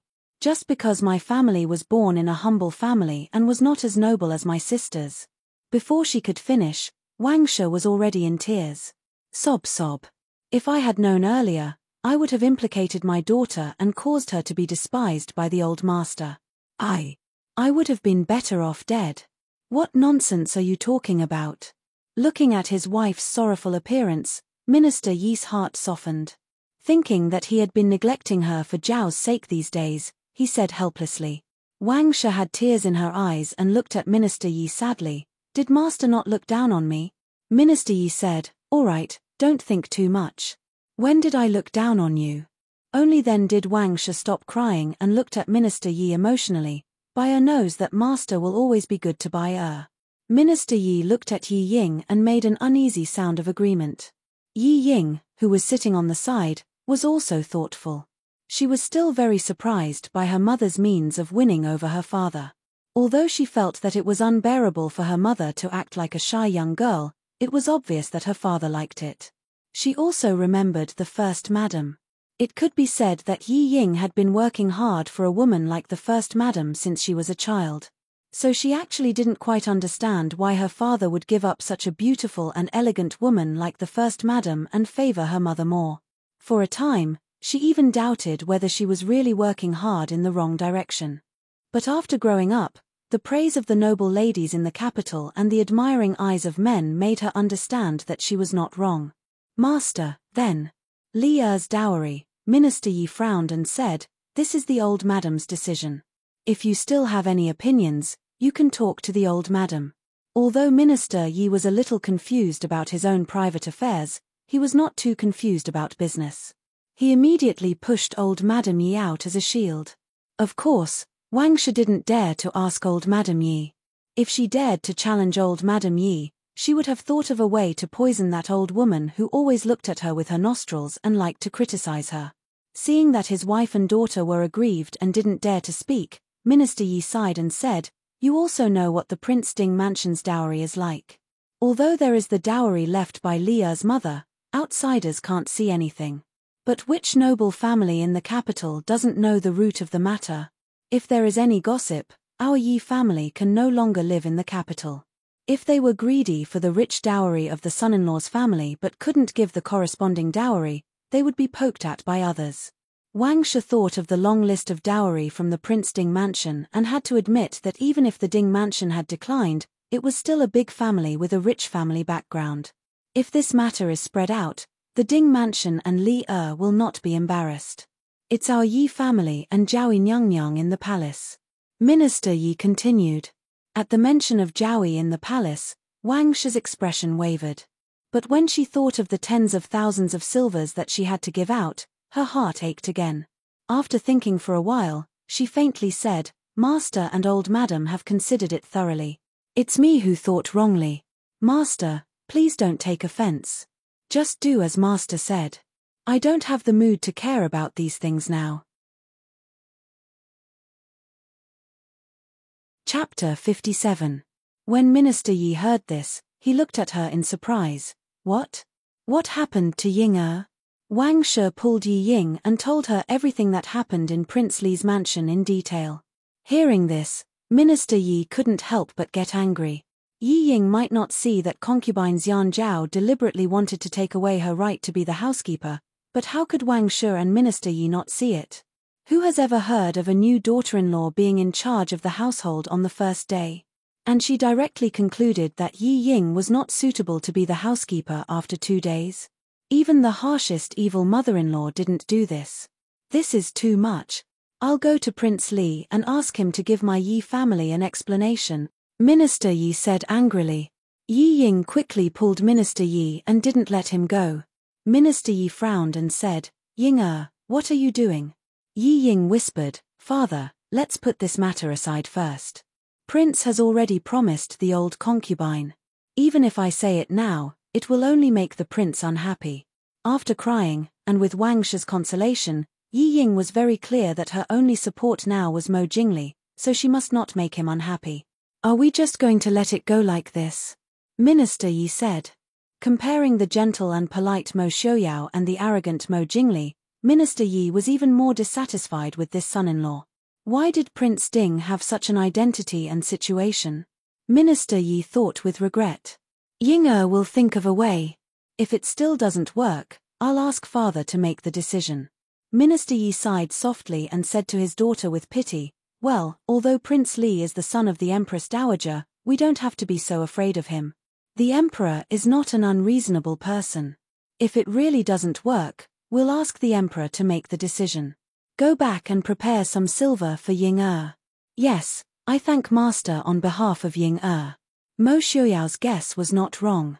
Less than 2 days after the betrothal gifts were sent, someone from the palace came to pass Yi Zhaoi's decree, saying that she missed the third miss and invited the third miss to the palace to meet her. Yi Li knew very well who wanted to see her. When Yi Yu was at home, her relationship with her was not so bad that everyone knew about it, but it was definitely not better than her relationship with Yi Ying. Unfortunately, although Yi Li was only a Zhaoi, she had not officially become Princess Ding. Yi Li had no right to refuse her. Therefore, she had no choice but to accept the decree and return to her courtyard to change into a decent set of clothes. Then, she brought Qing Luan and Qing Yu with her and followed the eunuch who came to deliver the message into the palace. The Chu capital was located in the north of Da Chu state. Most of the palaces there were lofty and majestic. As soon as they got off the carriage, they were greeted by the majestic aura of the royal family. Unlike the elaborate decorations of ordinary nobles, the imperial city was more prominent in its grandeur and majesty. The 5-clawed golden dragon on the huge stone pillar seemed to be warning the world that imperial power was inviolable. Those who came here for the first time would definitely be awed by its magnificence, but Yi Li, who had long been accustomed to seeing 100-foot-tall buildings, scenic spots, and historical sites, could only give it faint praise. After getting off the carriage at the gate of the palace, Yi Li followed the eunuch who led the way and entered the inner palace. While walking, she looked at the environment of the palace without leaving a trace and memorized her location. After passing through layers of palace gates, she finally stopped in front of a gorgeous palace. Yi Li looked up. Yaohua Palace. Yi Li remembered that Yi Yu was granted to live in Yaohua Palace. "Third Miss Yi, please wait for a moment. I'll go in and report," the eunuch who led the way said in a sharp voice. Yi Li nodded and said, "Eunuch, please go ahead." After the eunuch went in to report, he did not come out quickly. Yi Li stood there for nearly an incense stick's worth of time, but no one came out. Qing Yu whispered, "Miss, what does Zhao Niang mean by this?" Qing Luan reprimanded in a low voice, "Don't talk too much." Miss didn't say anything. "Why are you talking too much?" Qing Yu also understood that the imperial palace was not a place where one could talk at will at home. She blinked her eyes in shame and kept silent. Yi Li said with a smile, "Don't be impatient." Qing Luan hesitated for a moment, looked around, and whispered, "Miss, could it be that Zhao Niang?" Yi Li shook her head and said with a smile, "Zhao Niang will not use such a dirty method." Qing Yu and Qing Luan were both very intelligent. After hearing Yi Li's words, they immediately understood. They shut their mouths and stopped talking. Wasn't it just standing there and waiting? One of them was a martial artist, and the other had studied medicine since childhood. Neither of them was a weak person. After another quarter of an hour, no one came out of Yaohua Palace. Instead, a group of people came over shakily not far away. Looking at the extravagance, it must be a noble coming out. Yi Li and the other two stepped aside to avoid bumping into the other party. Soon, the group of people had walked to the gate of Yaohua Palace. A group of palace maids and eunuchs surrounded two women in palace attire. They stopped not far from Yi Li. One of the women in blue looked at Yi Li curiously and said, "Hey? This miss looks unfamiliar. Why are you standing here?" Yi Li had to step forward and bow. Yi Li, the third daughter of the Ministry of Revenue, greets the two noble ladies. It turned out to be the future Princess Ding. "We don't dare to accept it." The woman in pink quickly moved aside and covered her mouth to laugh. "Third Miss Yi, why are you standing here? Are you here to visit Zhao Niang?" Yi Li nodded and smiled. "It is Zhao Niang's order to have an audience." "In that case, let's go in together." The woman in blue pulled Yi Li. Yi Li smiled and said, Yi Li entered the palace for the first time and didn't know the rules. "I didn't dare to enter without being summoned by Zhao. I won't waste the two noble ladies' time." Yi Li, thanks again. The two women looked at each other. The woman in pink smiled and said, "In that case, let's go in first.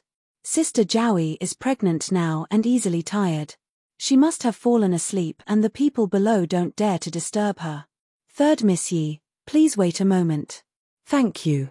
"Miss, why don't we go in with them?" Qing Yu asked softly. She didn't know if it was her illusion, but there seemed to be more people passing by on this road than when they first came. Yi Li looked back at her and asked with a smile, "Do you think we will be driven out if we go in?" "It shouldn't be, right?" Qing Yu said with some uncertainty. Yi family's miss was driven out. Her miss would lose face, but Zhao Niang wouldn't be any better. "Hey, over here, over here." Yi Li looked back and saw a small head under a flowering tree in the corner of the hall not far away. The head was smiling and waving at her. Yi Li looked around and then raised her hand to point at herself. The child, whose body was half hidden in the flowering tree, nodded at her. "Come here. Miss." Yi Li waved her hand and slowly walked over. "You are Prince Ding's uncle's future princess." There was a delicate and cute little girl squatting in the bushes. She was about 7 or 8 years old and had a cute bun on her head. There were 2 strings of sparkling pearls in the bun. Her exquisite clothes were embroidered with golden phoenix patterns. It was obvious that this child's identity was not ordinary. "I am. Who are you?" "I won't tell you." The little girl opened her big bright eyes and looked at her with a smile. Chapter 58. Yi Li did not mind. Smiling, she asked, "Then do you know Prince Ding? Have you met him? Lying is not a good child. Everyone knows that Prince Ding has not left home for many years. He is probably as old as you are." The young girl gave her a look of disdain. "If I haven't met him, why can't I hear it from others? Cousin Xiangxiang told me that Uncle Prince Ding is the best martial artist in the world. He is the smartest, the most handsome, and the most powerful person. When I grow up, I want to marry him." Cousin Xiangxiang? Seeing the earnest expression on the young girl's face, Yi Li could not help but want to laugh. However, she did not want to attack the young girl's fragile heart. "Do you know how old Prince Ding is? By the time you grow up, he will be old. At that time, there will be someone with higher martial arts than him, smarter than him, and better looking than him. At that time, he will no longer be the most powerful person. What are you going to do?" "Oh." The young girl was at a loss. Then what should I do?" "No, you are lying to me. You are the one who wants to marry Uncle Prince Ding. That is why you are lying to me." "I am not lying to you. You see, I am much older than you right now, right? You can only marry when you are as old as me. At that time, I will also be old. Prince Ding is older than both of us. When you see..." The young girl sighed resentfully. "When the time comes, Uncle Prince Ding will definitely be older than maternal grandfather. If I marry him, I will definitely be laughed at by eldest imperial sister. Fine, Uncle Prince Ding will be yours." Yi Li held back her laughter. Nodding her head, she sincerely replied, "Okay. Thank you, Your Imperial Highness. How do you know that I am a princess?" Yi Li blinked her eyes. "Not only do I know that you are a princess, I also know which princess you are." "I don't believe you. You have never seen this princess." Yi Li smiled and said, "I am guessing that you are the Empress' daughter, Princess Changle, right?" The young princess tilted her head and sized up Yi Li for a while before nodding her head. "Fine, I agree with Cousin Xiangxiang's words. You are indeed very intelligent. This princess reluctantly accepts you as a friend." Looking at the little girl trying her best to act like an adult and a princess, Yi Li smiled and said, "Okay, thank you for your appreciation, Your Highness. Why is the princess here?" "An. He pointed at the flowering tree where the little princess was hiding. Princess Changle unconcernedly twisted her body, continuing to hide in the thicket. This princess has heard that the Yi family produces beauties. Yi Jiaoyi and Yi Ying, who was about to be blown away by the wind, were famous beauties. So this princess came to see if the Yi family is really full of beauties. Now this princess admits that you are more pleasing to the eye than Yi Jiaoyi and Yi Ying. She could barely be considered a beauty. I'm guessing you'll have to wait for a long time. How about it? Why don't you come and play with this princess?" Yi Li was puzzled. "How do you know that it'll take a long time?" Princess Changle curled her small lips. "My Empress Mother said that the women in the palace are all idle and have nothing to do. As a result, they strive to find work for others. If someone is not pleasing to the eye, they will have her wait a bit longer when paying respects. Kneeling a bit longer is something that these women love to do the most. However, you can be at ease. My Empress Mother will not do such a thing." Yi Li smiled but did not speak. Princess Changle glared at her in dissatisfaction. "Are you going to go out and play with me or not?" Yi Li helplessly shook her head. "I still have to wait for Yi Jiaoyi to summon me. You know that if she can't find me when she wants to see me, it will be very troublesome. Also, someone's coming." Princess Changle glanced outside and immediately withdrew her small head. "Noble consort Liu has arrived. Don't say that you've seen me. She hates you the most." Yi Li nodded her head, helping her restore the flowering tree to its original state. "I understand. Quickly return. Don't make Her Imperial Majesty worry." After restoring the thicket, Yi Li stood up and walked back to where Qingwan and Qingyu were standing, waiting for the arrival of an even grander procession. From a distance, one could smell the faint fragrance of flowers. Escorted by groups of palace maids and eunuchs was a woman wearing a goose-yellow palace dress embroidered with hibiscus and phoenix. Her graceful figure was wrapped in the fitting palace dress, revealing her graceful curves. Her snow-white skin was picturesque, and her cherry lips were slightly curved. Her appearance was 70% charming and 30% cold. These days, Yi Li had seen many beautiful women. Qin Zheng was as elegant as an orchid, Hua Tianxiang was as graceful as a peony, Princess Xixia was as gorgeous as a peach blossom, and this noble consort Liu was as beautiful as a pear blossom, pure white and charming. Although she appeared delicate, she carried a trace of unattainable coldness. "You are Yi Li?" Noble consort Liu stopped in front of Yi Li and asked indifferently. "This subject is indeed noble consort Liu." "Greetings, noble consort Liu." Yi Li curtsied slightly. Noble consort Liu's delicate eyebrows slightly raised. "You shouldn't have entered the palace before, right? How do you know who I am?" Yi Li slightly smiled and said, "A few years ago, the emperor worshipped the heavens. I was lucky enough to see your face, so I still remember." Noble consort Liu was slightly stunned and said with a sigh, "That should be 5 or 6 years ago, right? It's amazing that you can remember at such a young age. Your Highness is so beautiful that it's unforgettable." Yi Li said with a smile.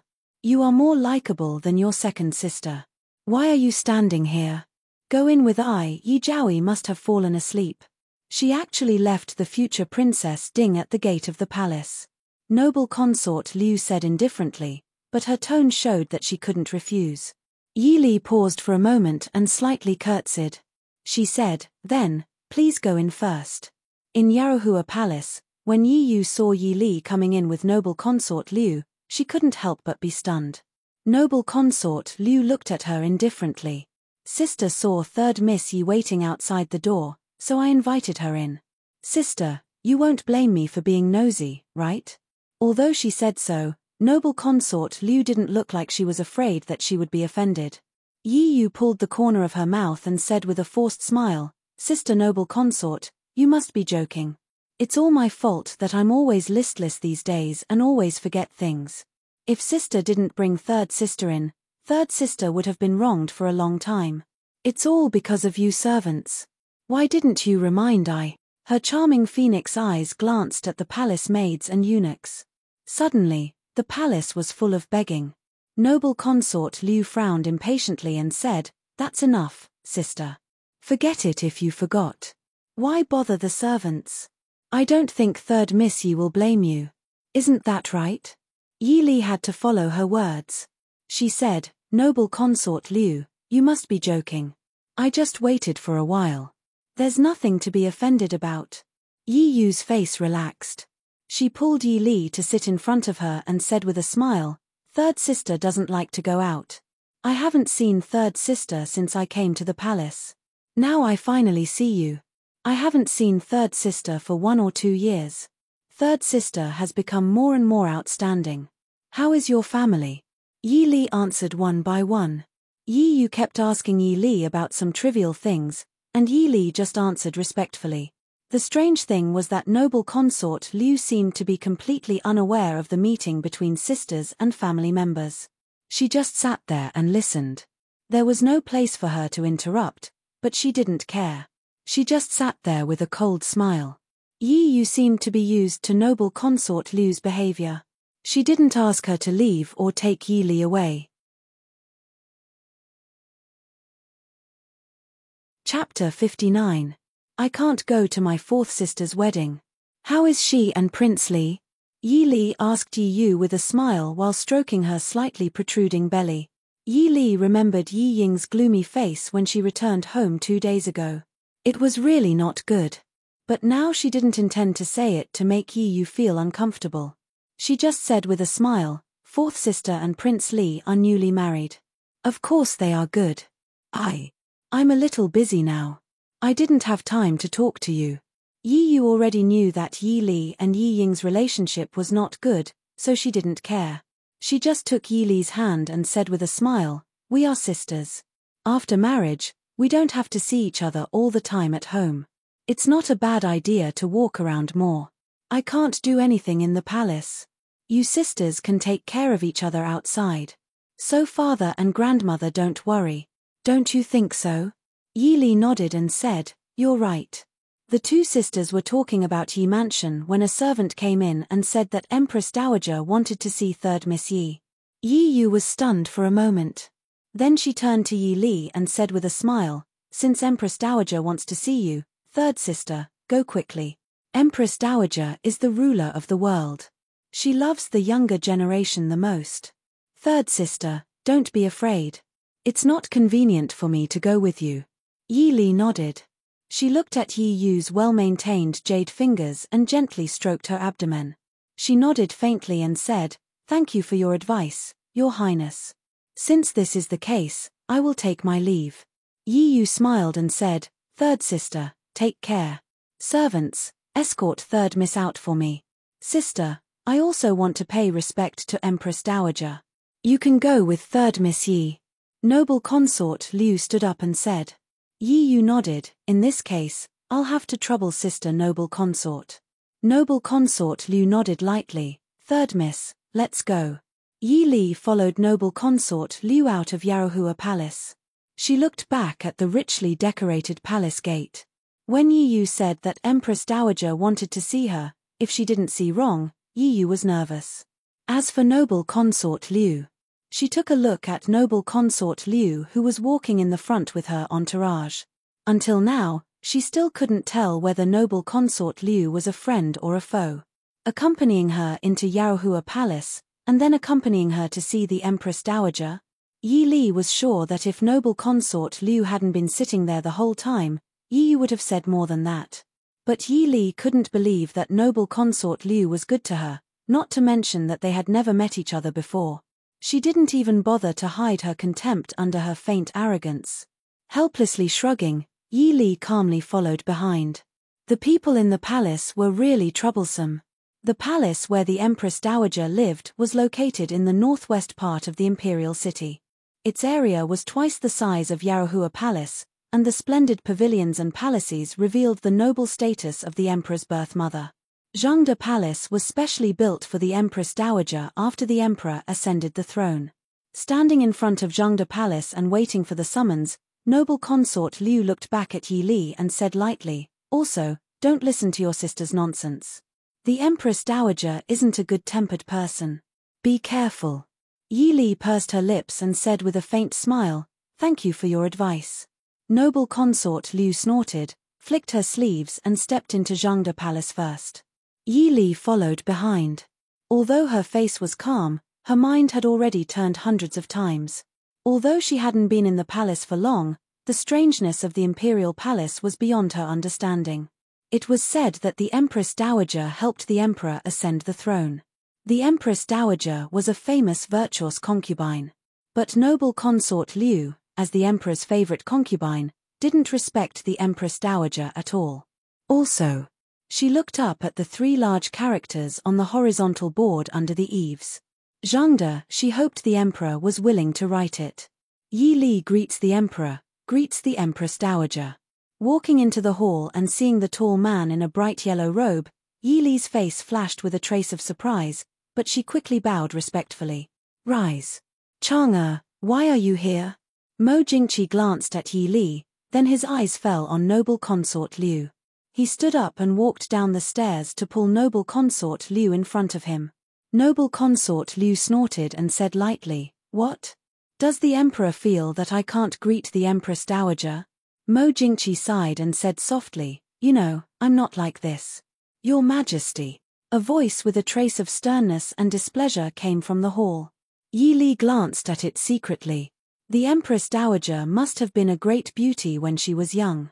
Although she was the elder sister of consort Xianzhao, the Empress Dowager looked younger than consort Xianzhao. Her phoenix eyes gave people an indescribable sense of sharpness, but Yi Li knew that her eyes must have been enchanting and beautiful when she was young.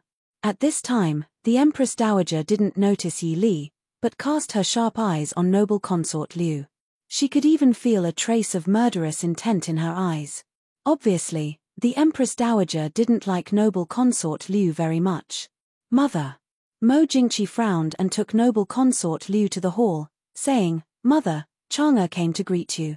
She must have met third Miss Yi and came together." The Empress Dowager said lightly, "Greet?" It's rare for noble consort Liu to remember to greet me today. Mother, you know that Chang'er's health hasn't been good since she gave birth to Jing'er. Mo Jingqi looked a little embarrassed, but he still firmly protected noble consort Liu by his side. Peeking at the Empress Dowager's gloomy face, Yi Li wanted to sympathize with her. She finally gave birth to 2 sons. After the late emperor died, Empress Yuan became the empress. She worked hard to send her sons to the throne. She should be happy as the Empress Dowager, who knew that the youngest son was occasionally stupid, and the eldest son of the emperor only cared about his wife and not his mother. Mother, didn't you say you wanted to see third Miss Yi? Let's see how Xiuyao's princess is first. Seeing the Empress Dowager's face was really bad, Mo Jingqi hurriedly said. Yi Li was speechless. Your Majesty, are you trying to divert the trouble away? As expected, the Empress Dowager quickly turned her eyes back to Yi Li. Yi Li silently decided that it was better to believe noble consort Liu's words. Just the Empress Dowager's gaze on her was not something an ordinary person could bear. You are Yi Li? After a long time, the Empress Dowager asked. Yi Li respectfully lowered her eyes and answered, Your Majesty, I am Yi Li. The Empress Dowager frowned and said, Raise your head and let me have a look. Yi Li raised her head and let the Empress Dowager and the Emperor look at her. I have seen your mother several times in the past. The granddaughter of the Shu family is really not someone who can't be seen in public. What a pity. The Empress Dowager didn't say anything about what a pity. Of course, no one was tactful enough to ask. Yi Li's sharp eyes saw that noble consort Liu sitting next to the emperor didn't look good. She had some doubts in her heart. The Empress Dowager shouldn't be scolding noble consort Liu indirectly. After all, the daughter of Prime Minister Liu was definitely not someone who could not be seen in public. My Li is not sensible. Miss Yi, please don't take what happened before to heart. The Empress Dowager's sharp eyes stared at Yi Li without blinking. Chapter 60. Yi Li smiled. Empress Dowager's words are too serious. This subject's daughter and Prince Li are not fated. Compared to not being able to see each other after the wedding, Prince Li bringing it up before the wedding is a good thing for myself and Yi Li. This subject's daughter is very grateful. Oh, what does Miss Yi think about Li's wedding? This is Prince Li's private matter. This subject's daughter should not make wild guesses. What if Ijia wants to hear your opinion? The Empress Dowager asked. This subject's daughter thinks that Prince Li was too excited about the wedding and did not rest well the night before. Yi Li smiled innocently and looked at the Empress Dowager with a hint of fear. Prince Li and fourth sister are in love. Who in the capital doesn't know? Finally, he is going to embrace the beauty. It's natural for Prince to be a little excited. Miss Yi, I heard that a few days ago, you said that Prince Li did not pay and asked for a lot of money. Noble consort Liu, who was sitting at the side, suddenly spoke with a smile. The temperature in the hall suddenly dropped. Yi Li blinked blankly, her face full of shame. This subject's daughter is not sensible. Please forgive me, Empress Dowager and Emperor. This subject's daughter, ever since my late mother passed away, I rarely went out. The first time I took charge, I lost my sense of propriety. After that, grandmother also scolded this subject's daughter. This subject's daughter also had people return the money to the Prince Li manor and apologize to Prince. But she was chased out along with the money. After that, Yi Li sent 200 taels to the housekeeper as compensation for the psychological damage. She peacefully kept the rest in her own purse. This was Mo Jingli's fault to begin with. Even the royal family would not have the cheek to blame him. Seeing Yi Li's shocked and ashamed appearance, Mo Jingqi lightly coughed and gave noble consort Liu a warning look. He comforted her. Forget it. This matter was Jingli's fault. It's not Miss Yi's fault. Imperial Mother also does not intend to blame you. Yi Li happily thanked. This subject's daughter thanks your Majesty for your magnanimity. The Empress Dowager calmly nodded. Forget it. This Ijia does not intend to blame you. Give Miss Yi a seat. 2 palace maids carried an embroidered stool and placed it behind Yi Li. Yi Li thanked them and then carefully sat on only 2/3 of the stool. She was not grateful to the Empress Dowager for giving her a seat. If she could choose, she would rather continue to stand.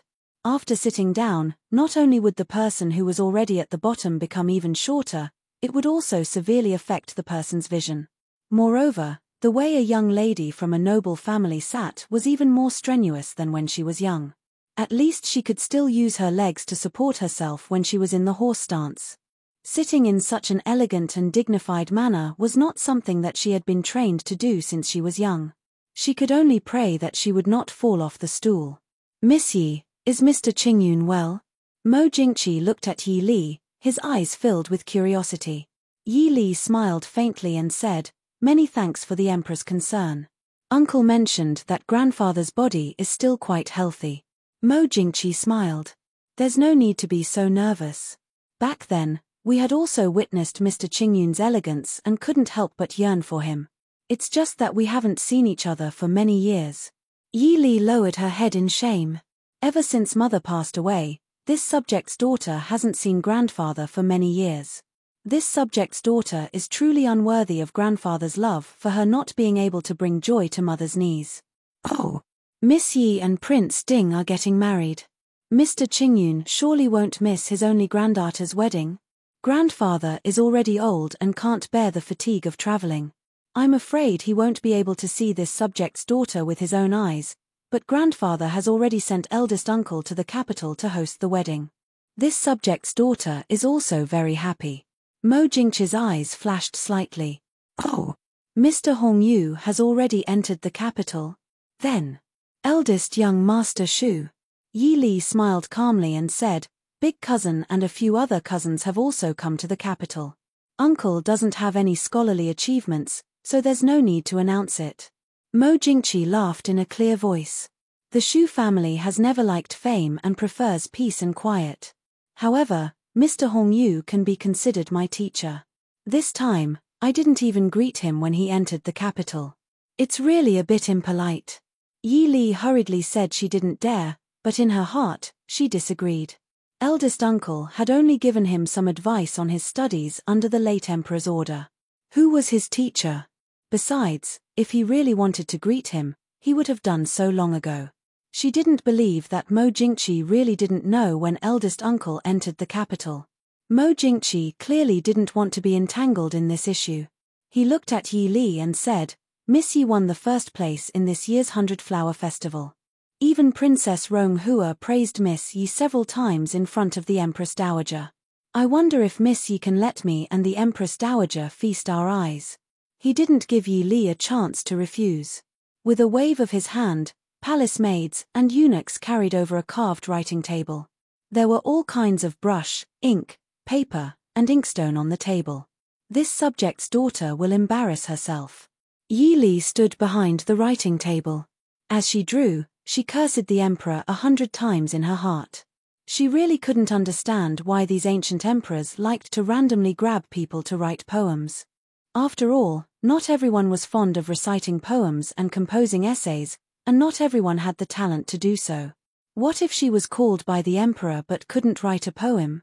Yi Li drew a picture of an orchid in a well-behaved manner. She also mentioned a poem that her grandfather had written years ago. The only thing that could be called outstanding was her handwriting. Seeing the people's eyes change from curiosity to surprise and then to disappointment, Yi Li didn't care. She respectfully stood behind the writing table and waited for the emperor's evaluation. "Orchid. This is Mr. Qingyun's poem?" Noble consort Liu frowned and asked. Yi Li said shamefully, "This subject's daughter is really not proficient in poetry. Please forgive me, Your Majesty." A bit of disdain flashed through noble consort Liu's eyes. She glanced at the painting and said, "Miss Yi's handwriting is pretty good." It was rare for the Empress Dowager to agree with noble consort Liu's words. Yi Li's work from the 100 Flower Festival was in the palace. The painting wasn't amazing, it was just average. As for the poem, the 3 people in the hall all suspected that the peony poem that stunned the 100 Flower Festival wasn't Yi Li's work. After all, the Shu family didn't have many things, but they had many talents. The person who could casually find a ghostwriter for Yi Li was definitely an important person. It wasn't strange for them to have a poem like that. Miss Yi's handwriting is really good. Yi Li could clearly feel that the three people's interest in her had decreased a lot. Even though she didn't understand why the ancient people thought that the four arts represented a person's intelligence, at least this result wasn't bad for her. It wasn't until the afternoon that Yi Li was sent out of the palace by the Empress Dowager. During this time, she contributed her calligraphy to the Empress Dowager to copy a scroll of scriptures. Because no one thought of asking her to go to Yaohua Palace to say goodbye to Yi Jiaoyi, Yi Li didn't want to trouble the people sent by the Empress Dowager. She could only pretend that she had forgotten. Accompanied by the palace servants, she took the gifts from the emperor, the Empress Dowager, and noble consort Liu out of the imperial city. It wasn't until she got into the carriage that Yi Li slowly let out the breath that had been in her heart for most of the day. "Miss, rest for a while. You don't look good." Qingyu reached out to feel Yi Li's pulse and said softly. Chapter 61. Qing Luan said helplessly, "Miss, it's your first time entering the palace. You're a little nervous. Unfortunately, we can't enter the Empress Dowager's palace, and we can't accompany you." Qingyu smiled and said, "You can only scare yourself if you go in. Don't make trouble." For Miss Yi Li leaned against the carriage and closed her eyes to rest. At the same time, she went through what happened in the palace today in her mind. When she was in the palace, she could only be careful everywhere. She didn't have time to think about many things. The emperor, the Empress Dowager, noble consort Liu, everyone seemed to be normal, but they seemed to hide some unknown tangled relationship. And Yi Yu, no. Yi Li suddenly opened her eyes. Qing Luan and Qing Yu were startled. "Miss, what's wrong?" "The carriage is going the wrong way," Yi Li said. Before he could finish his words, a long arrow pierced through the carriage with a whoosh. In a remote alley somewhere in the capital, a carriage was parked quietly. The coachman who drove the carriage had already disappeared. Unknowingly, the carriage was surrounded by people. The man in the lead was wearing an inconspicuous grey dress. His long hair covered half of his face. The other half of his face looked stiff and ferocious. His only eye was emitting a bitter cold light. Even if the sun hadn't set yet, it still bloomed a touch of warmth. When it shone on the man, it gave people a kind of bone-chilling coldness. "Come out." The man's voice sounded gloomy. For a long time, there was no movement in the carriage. As if waiting impatiently, the man sneered and said, "If you don't come out, I'll shoot the arrow. I know the people inside are not dead. Come out." A moment later, a delicate and pretty girl unsteadily lifted the curtain and slid down from the carriage. Then, together with another delicate and pretty girl, they helped a pale girl with a delicate and pretty face down. There was an arrow stuck in the girl's right shoulder, and the area that was covered by her left hand was already dark red. "You. Who are you?" The one-eyed man sneered. His ferocious eye flashed with a vicious light. "This is the future princess of Prince Ding. That cripple Mo Xiaoyao sure has a good life. He only has half a life left, but there's still such a beautiful woman willing to marry him." Qing Luan stood in front, protecting the two people behind her. "Since you know who we are, how dare you be so rude?" The one-eyed man sneered. "Others might be afraid of Mo Xiaoyao, but I'm not. What's more, is there anyone in the capital who is afraid of him?" Yi Li looked straight at the man. "Do you have a grudge against Prince Ding or the Shu family or the Yi family?" The one-eyed man stared blankly for a moment before laughing maniacally. "Mo Xiaoyao's woman? Interesting. I have no enmity with Mo Xiaoyao, the Shu family, or the Yi family. What are you going to do about it?" Yi Li said, "So you've taken other people's benefits and now you're looking for trouble? How much did you get? I'll double it." "You?" The one-eyed man stared at Yi Li, as if he was evaluating the credibility of her words. "I took 20,000 taels of silver from other people to take your life. Can you afford it?" Yi Li nodded. "If you let us go, I'll give you 40,000 taels. Why should I believe you?" The man's single eye shrank as he fiercely stared at Yi Li. No matter who it was, 40,000 taels of silver was definitely a number that could move people's hearts. The surrounding people's eyes also began to waver, but the one-eyed man didn't say anything, so they didn't dare to act rashly. Yi Li lightly said, "If you don't believe me, you can let my maid go back and give you the money. One hand for the money, and the other hand for the people, so we don't owe each other anything. Moreover, I don't think you want to kill me. I only ask that you don't hurt us." The one-eyed man's eyes fiercely twitched as he stared at Yi Li. "You think that I don't dare to kill you?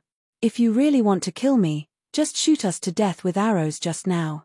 "Good, Mo Xiaoyao's woman is really a bit different. You go back and get the money. If others know about it, or if you don't see the banknotes at the appointed place, then prepare to collect the corpse of your Miss Qingyu," who was pointed at, shook her head fiercely and said, "I don't want to go. Let Miss go back, we'll stay."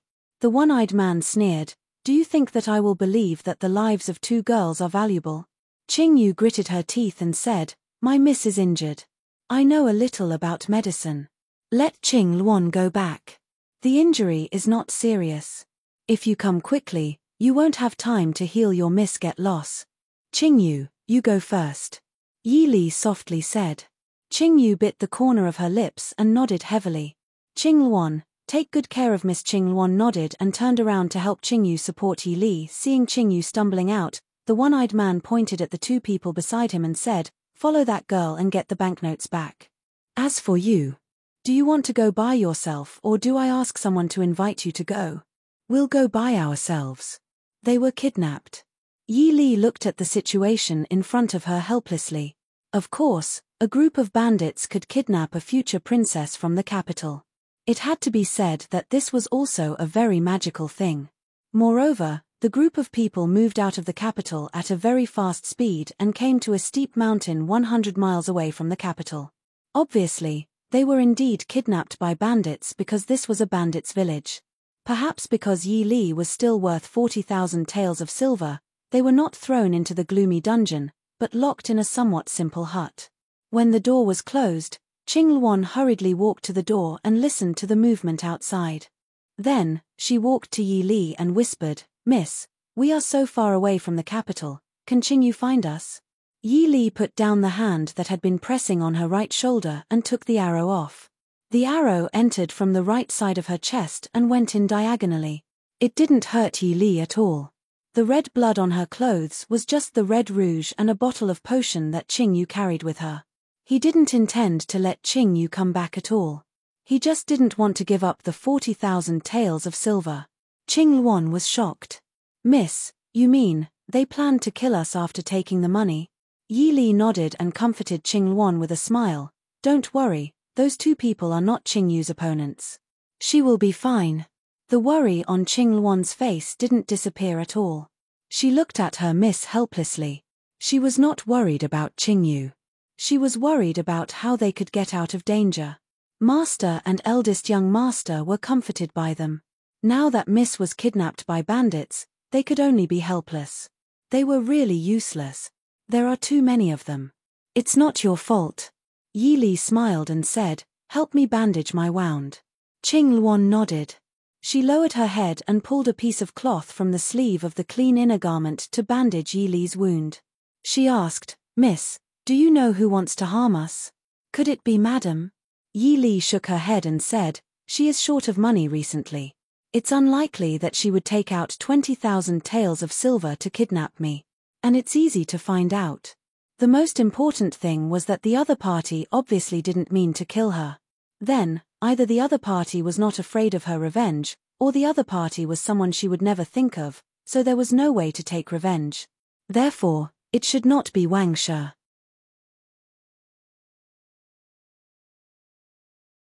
Chapter 62. Qing Luan frowned, but Miss didn't offend anyone. Yi Li was silent.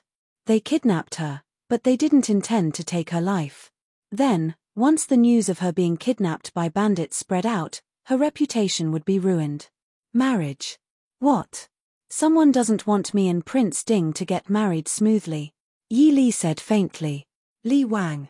Qing Luan said hatefully. Yi Li shook her head, maybe, but not necessarily. Mo Jingli should know that if something happened to her, the first person Mo Xiaoyao would look for would be him. Then, what should we do now? Qing Luan, open the door and Miss can take the opportunity to escape. Yi Li shook her head.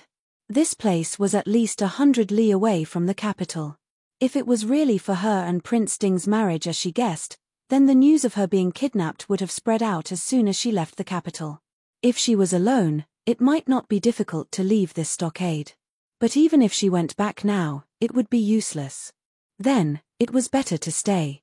Maybe there would be some unexpected discoveries. Take a rest first. We'll talk later. Yes, Miss Ding, Palace Prince. The head steward of the palace came in anxiously. Seeing Mo Shuyao's face, he didn't have time to salute and hurriedly said, Prince, something bad happened. Mo Shuyao suddenly raised his head. What happened? Just now, the people below came to report that there was a sudden rumor outside, saying that third Miss Yi was kidnapped by flower thieves. The sudden piercing gaze made the head steward's words stop abruptly. The head steward couldn't help but shiver. He looked at the man sitting in the wheelchair with some trepidation. Prince. Mo Shuyao closed his eyes and suddenly opened them, asking, what happened? This subordinate also doesn't know what happened. When the servants went out to buy things for the prince's wedding, they heard the news being spread all over the place. When he felt that something was wrong, he hurried back to report it to his subordinates. This subordinate does not dare to delay, right now. Mo Shuyao raised his hand to interrupt him, saying immediately send someone to the minister's manor to see if Li Li has returned. Another group of people is to immediately investigate Miss Li's whereabouts after she left the palace, as well as the situation in the palace. Yes, I'll go right away. The supervisor didn't dare to stay any longer. He turned around and quickly disappeared into the corridor. Ah Jin, inform Feng-san that no matter what method you use, I do not want to hear any more rumors in the capital, Mo Shuyao said indifferently in the quiet study, but the murderous intent in his voice made people tremble in fear. Yes. Prince. The steward who had just left appeared at the door. What is it? Eldest young Master Shu just sent someone to deliver an invitation, inviting Prince to quickly come to the Shu residence for a chat. Mo Shuyao lowered his gaze. I understand. Shu residence's residence in the main courtyard, Qingyu sat powerlessly on a chair. The sleeve of her left arm was torn, and half of her sleeve was dyed red with blood. The two men that the one-eyed man had sent to follow her were unconscious on the ground. Shu Hongyu sat at the head of the table with a heavy expression. Below him sat Shu Hongyang and Shu Qingchen. Shu Qingze and the others stood to the side, their expressions unsurprisingly ugly. How are the rumors outside? Shu Hongyu asked in a heavy voice. Shu Hongyang said, someone deliberately spread it. According to Qing Yu, it hasn't even been 2 hours since Li Er was kidnapped, and the rumors have already spread throughout the capital. People have been sent to secretly search all over the capital. But I'm afraid Li Er is no longer in the capital. Shu Qingchen said with a frown. The dignified Son of Heaven actually allowed so many people to kidnap 2 weak women. What are the capital's guards doing? Shu Qingfeng was furious. Shu Qingchen frowned and said, we'll talk about this later. Can't these 2 people wake up? Qingyu said, this servant has drugged them with a garwood intoxication. They should wake up in 15 minutes. She originally wanted to lure these 2 people back to the Shu family, but she didn't expect that one of them would be so alert and see through her plan. In his anger, he wanted to kill her to silence her. She helplessly spent a lot of effort and time to make these 2 people faint. Only then could she inform the eldest young master. But she didn't expect that in such a short time, the news of the young miss being kidnapped would spread throughout the capital. Since you can't wake them up, leave it to I. A faint voice came from the door. Everyone turned to look. Mo Shuyao was wearing plain clothes, sitting in a wheelchair with an indifferent expression as he stared at the 2 unconscious people on the ground. Behind him, the silent A Jin pushed the wheelchair in. Prince. Everyone stood up. Mo Shuyao raised his hand, business is more important. There's no need for formalities. A Jin. Yes, Prince. A Jin walked forward. With a flick of her right wrist, a thin long whip appeared in her hand. There were small barbs on the tip of the whip, shining coldly under the candlelight. Pa! The long whip viciously lashed at the unconscious body on the ground. With a tearing sound, the barbs on the whip tore off a piece of skin and flesh. While everyone was stunned, a Jinn mercilessly lashed out with the whip again. Pa, pa, after 5 lashes, a painful groan came from the ground. One of the people was the first to open his eyes. What greeted him was a long whip that was like a poisonous snake. Ah, pa, save me. Spare me. Spare me. Ah. Mo Xiaoyao leaned against the wheelchair with an indifferent expression. Tell I, where are the people you kidnapped? No. I don't know. Prince, spare me. Prince, spare me. Pa, it hurts. No, Prince, spare me. I really don't know. I only want to know the whereabouts of the people you kidnapped. Tell me and I will spare your life. Looking down at the person on the ground, Mo Xiaoyao's expression was indifferent. The person under his gaze couldn't help but tremble. He moaned, I really don't know. Mo Xiaoyao nodded, I admire your backbone. I hope your backbone will allow you to live. The wheelchair slowly moved to the side of the person on the ground. That person endured the tearing pain in his body and stared at the person getting closer and closer to him. His eyes flashed with ecstasy. The moment Mo Xiaoyao approached him, he suddenly jumped up and pounced at him. But the person in the wheelchair was clearly faster. The moment the person was about to touch him, he slumped to the ground. Then, Mo Xiaoyao used a strange technique to quickly point at various parts of the person's body. Then, there was a series of bone-chilling catcha-catcha sounds accompanied by an incomparably mournful scream. The person who originally pounced over like a fierce tiger fell beside the wheelchair like a ball of rags. Mo Xiaoyao took the handkerchief a Jinn handed him and slowly wiped the right hand that had poked the person's body. He looked sideways at the other person on the ground. Now, are you willing to tell I the answer?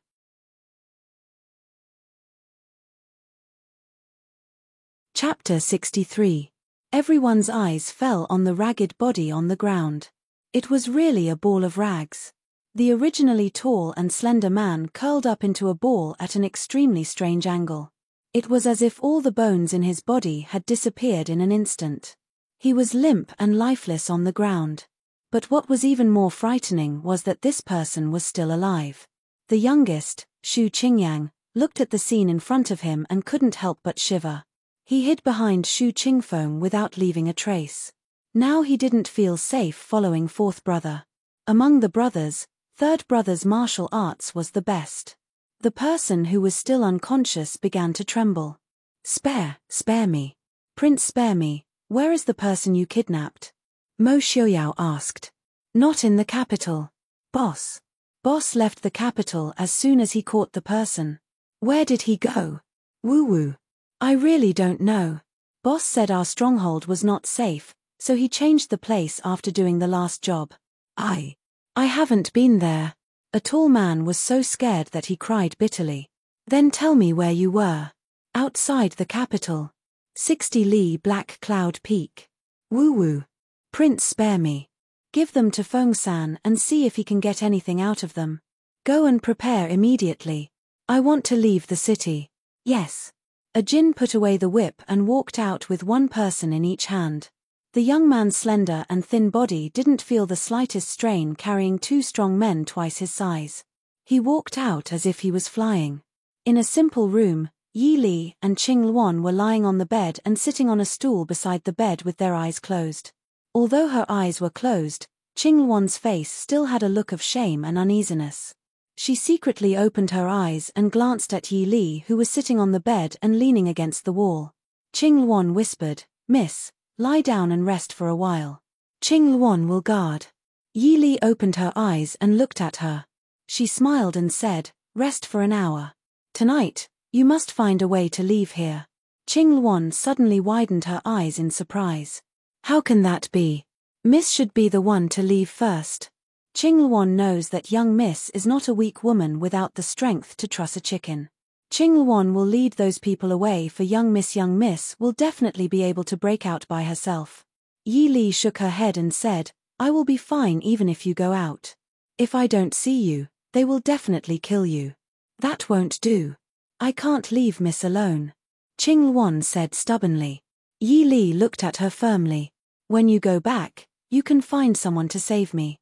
Looking at their fearless look, I'm afraid it's not easy to find the place where we are now. Qingluan's mind was in a mess, and she looked at Yi Li hesitantly. It seemed that listening to Mrs. Orders was the right choice, but for some reason, she felt uneasy. Yi Li smiled and said, "Don't worry, I'm the miss, aren't I? Big Brother asked all of you to listen to me. Are you going to disobey my orders? Miss?" Qingluan was at a loss and could only look at Yi Li with tears in her eyes.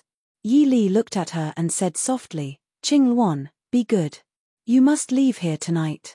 Perhaps, after that, I will meet some unexpected people." Miss. Qingluan looked at Yi Li in horror. "Be good, don't be afraid. Miss, I can get myself out of this. Hurry up and go down the mountain to ask for help. You also want us to go home earlier, don't you?" Yi Li smiled and fooled her. Qingluan finally nodded solemnly. Bang! The door of the room was kicked open from the outside. Qingluan quickly jumped up from the bed and stood in front of Yi Li, staring vigilantly at the two burly men who suddenly broke in. "What do you want to do?" The first person stared at Yi Li, who was protected behind Qingluan, with a lustful look, and laughed. "Is this the third miss of the Yi family?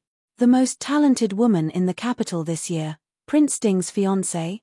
The one who followed him was obviously a lackey. He smiled and said, "Second bandit chief is right. This is the miss brought back by the head bandit chief." The second bandit chief rubbed his hands and laughed evilly. "Big Brother, what do you mean? Why are these two beautiful women locked up here?" The lackey was stunned and remembered what his boss told him. He quickly said, "Second bandit chief, you can't touch these two beauties." The second bandit chief snorted and said, "Who can't I touch in my Ghost Cloud Mountain?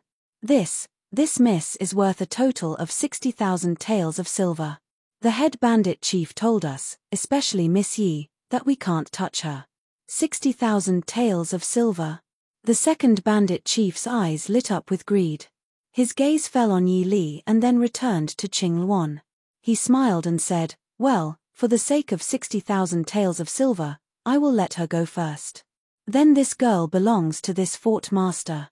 Although she is not as beautiful as that one, she is much better than those ugly people in the village." As he said, he pounced on Qingluan. "Qingluan, do it." Yi Li suddenly got up and quickly bypassed Qingluan and the second bandit chief who pounced on her. She directly knocked out the lackey standing behind. Qingluan did not delay.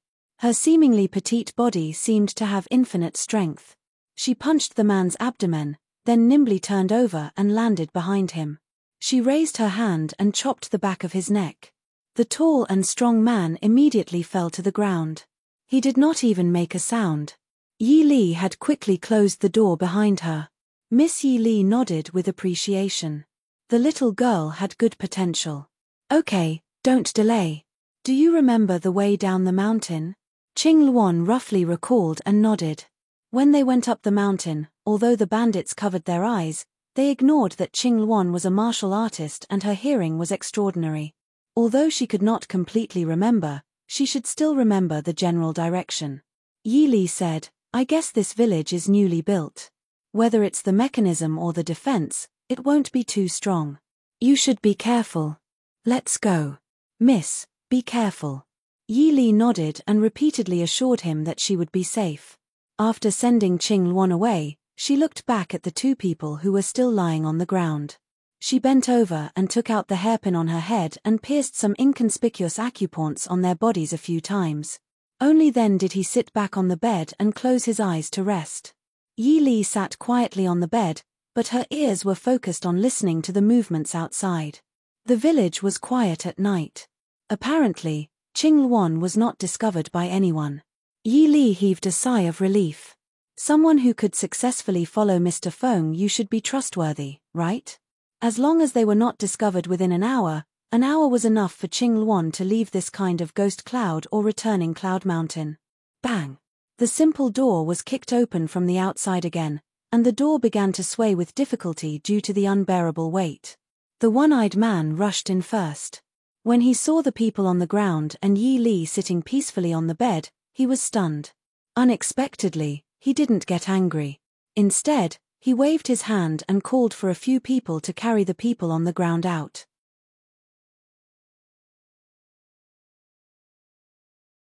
Chapter 64.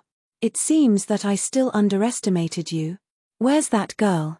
The one-eyed man stared at Yi Li and asked. Yi Li sighed helplessly in her heart. She was discovered in advance. She hoped that Qing Luan could go down the mountain safely. Didn't you see it? She escaped. The ferocious one-eyed man squinted suspiciously and stared at her. Why didn't you go with her? Or did that girl betray her master and escape? It's amazing that a little girl could escape from the stockade without anyone noticing. Yi Li looked at him and said, a group of bandits actually managed to kidnap 2 people right under the emperor's nose. I'm also very surprised. The one-eyed man snorted and said, the people I sent to follow your girl to get money haven't come back yet. What do you think happened to them? Yi Li shook her head and pretended to be at a loss. It seems that your girl is a master. Maybe she has gone down the mountain to find reinforcements now. What do you think you need to do to save your life before the reinforcements come? The one-eyed man stared at the indifferent girl in front of him viciously. Yi Li raised her hand and touched her carefully bandaged shoulder helplessly. She said, maybe you can consider taking a sum of money from me and then go away. I think your 2 men didn't come back because they want to do something to my girl. Since you know that my girl is a master, you should also think that the other one won't be too bad. So, our deal can actually continue. It seems that Miss Yi likes to solve problems with money. The one-eyed man sneered. Yi Li shook her head. Didn't you take someone else's money to make things difficult for me? Since the other party didn't want to buy my life, then I think your purpose has been achieved. I believe that before tomorrow, the whole capital will spread the rumor that 3rd Miss Yi was kidnapped by bandits. And I just spend some money so that I won't suffer any real harm, and you won't violate the deal with the other party.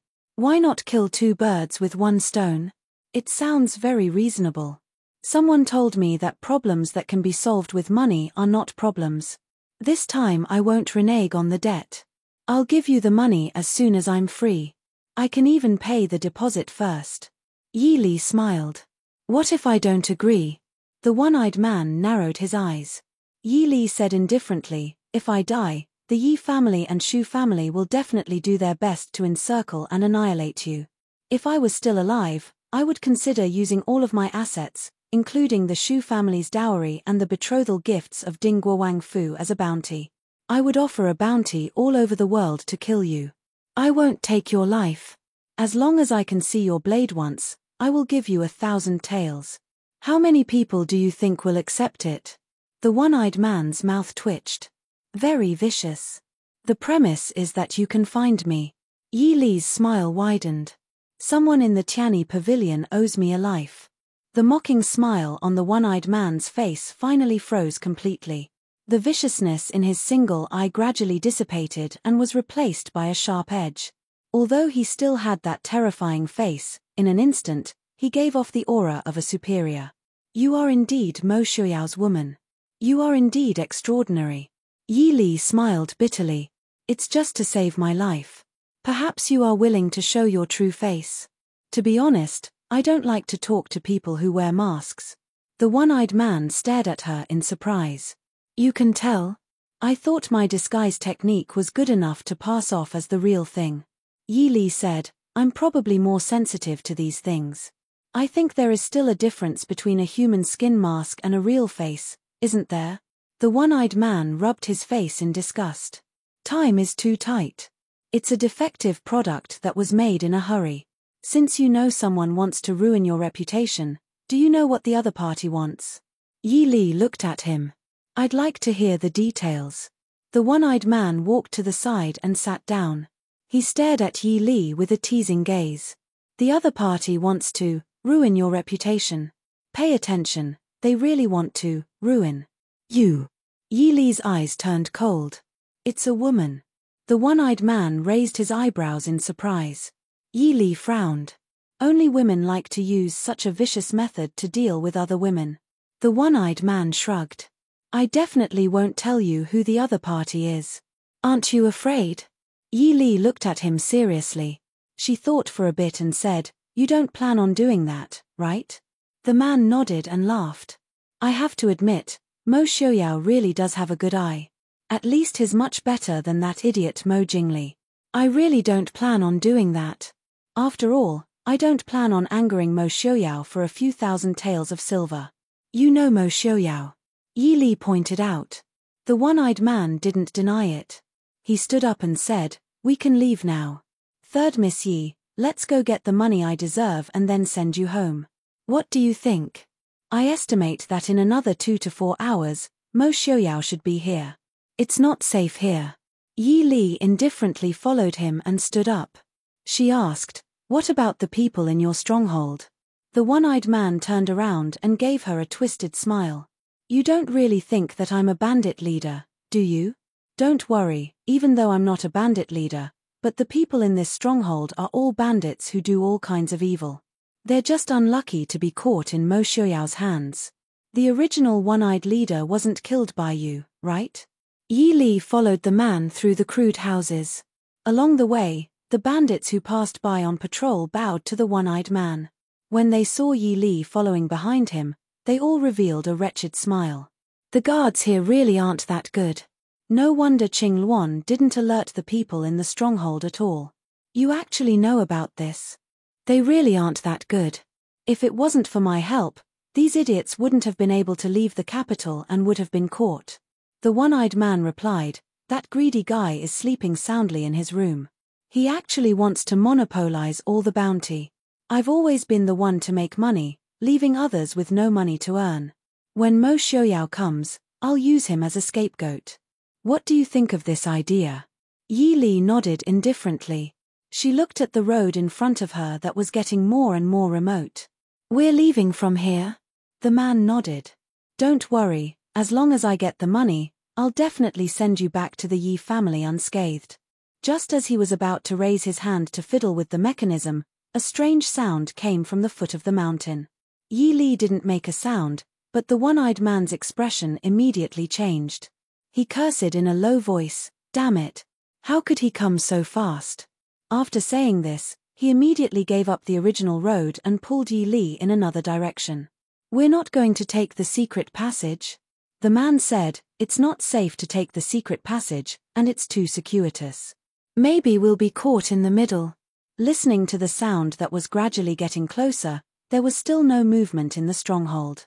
It was obvious that the people who came were all experts. The mob in the stronghold didn't even find a trace of them. The man pulled Yi Li towards the back of the mountain. "There's another road in the back of the mountain. Although it's a bit dangerous, it leads directly to a valley. Mo Xiaoyao definitely won't be able to find it in a short time."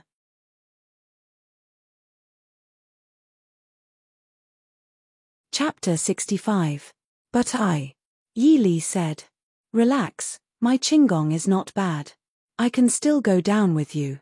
But I want to renege on my debt," Yi Li said with a smile. A crescent moon hung in the sky, not too far away, not too close. A cool breeze blew from the top of the mountain. The one-eyed man lying on the cliff had a regretful and bitter smile on his face. "Miss Yi, isn't this method too despicable?" Yi Li leisurely sat by his side. She casually pulled off the cloth on her shoulder that was dyed red with rouge and threw it down the cliff. She indifferently shrugged and said, "You're not a gentleman, I won't feel guilty." The method was not important, the result was the most important. "Don't move." The thin and sharp blade was pressed against the man's pulse on his neck. "I don't recommend you to act rashly before you have absolute confidence in your ability to do so. If I stab forward half an inch, even a golden immortal won't be able to save you. It's a very special poison. Can I ask what kind of strange poison you use to deal with your savior?" The man helplessly gave up on the idea of using his internal energy to temporarily stop the poison. In fact, he could not use any internal energy right now. Yi Li shook her head, "It's a secret. But the title of savior is still up for debate. Speaking of which, I've been in a very bad mood recently. It's an honor to hear the #1 talented woman in the capital complain," the man said with a smile. But when paired with his frightening appearance, it seemed a bit funny.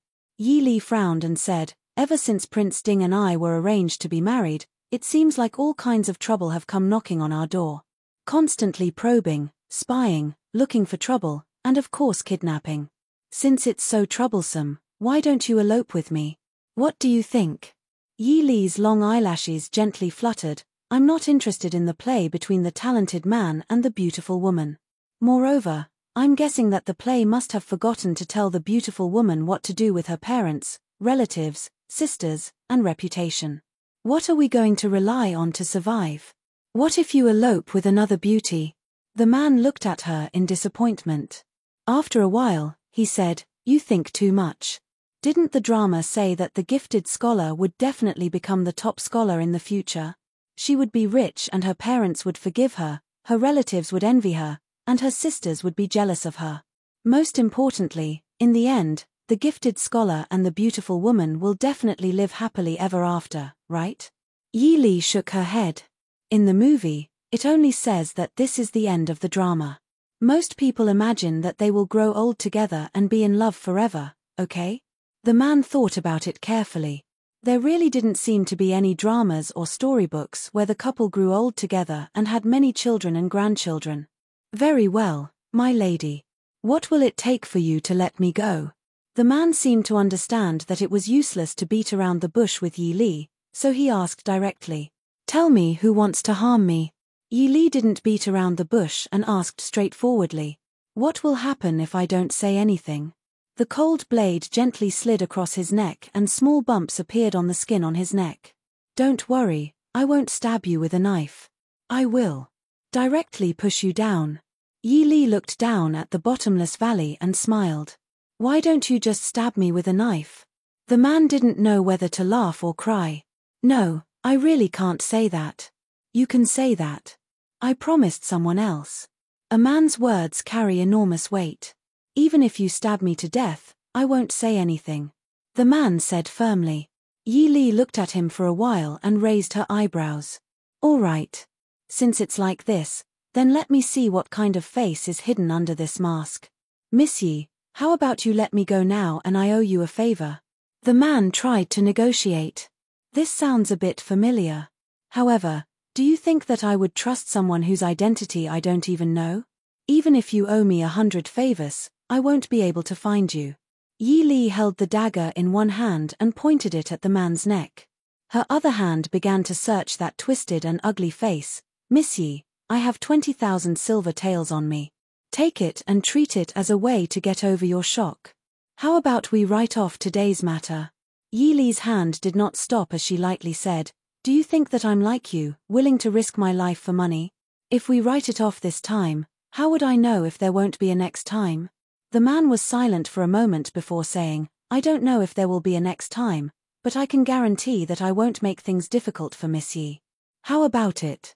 Feeling Yi Li's hand paused for a moment, the man quickly added, I promise that I will never make things difficult for Miss Yi again. You can tell this to Mo Xiaoyao. He knows who I am and knows if my words can be trusted. The cold blade on his neck finally left a bit. Yi Li stood up. I'll trust you for now. The antidote. No, the antidote was given to me by Qing Yu. Although you can't use your internal strength, it shouldn't be a problem if you don't use your Qinggong. Yi Li said with a faint smile. The man clenched his teeth, but the sound of footsteps not far away made him unable to argue with Yi Li. He could only stand up and prepare to use a method he had never used before to climb down the valley. But unfortunately, he was a step too slow. A cold voice came from the other side of the path. Han Mingyu, a plain-clothed man sitting in a wheelchair, slowly appeared at the end of the path. Behind him was the silent brown-clothed youth who was steadily pushing the wheelchair. Even on this uneven mountain peak, he didn't seem to be struggling at all. Sitting in the wheelchair, Mo Xiaoyao's face was as calm as water. He stared at the one-eyed man with a cold and deep gaze. With just a glance, the one-eyed man felt his body stiffen as if he was frozen in ice. He could only bitterly smile as he looked at the cliff less than 2 steps away from him. Li, are you all right? Mo Xiaoyao looked at Yi Li with a warm gaze. Yi Li calmly put away her dagger under his gaze. She walked in front of him and said with an apologetic smile, Sorry, I made you worry. Mo Xiaoyao's eyes flashed and his brows furrowed. In the end, he sighed softly and said, You're tired. Let's talk when we get back. Yi Li also felt that the current environment wasn't suitable for talking. She nodded in agreement with Mo Xiuyao's suggestion. One of the women following behind Mo Xiuyao and a jin gave a cloak to Yi Li. Yi Li faintly smiled. Even though she felt that it wasn't too cold, she still put on the cloak. Han Mingyu, can you tell me why you're here? Mo Xiuyao asked as he stared sharply at the man on the cliff. You can recognize me even like this. The man sighed. He reached out and searched his face for a while. Then, he pulled off a leather mask, revealing his originally handsome but dejected face. When she heard Mo Xiuyao mention the name Han Mingyu, Yi Li only raised her eyebrows. When the man took off his mask and saw his handsome face, she wasn't too surprised. This face was at least 80% similar to that Sir Fengyu from a while ago. However, that face was easily seductive and frivolous, while this face was much more decent. The same raised eyebrows and smiling expression gave off a carefree and unrestrained feeling.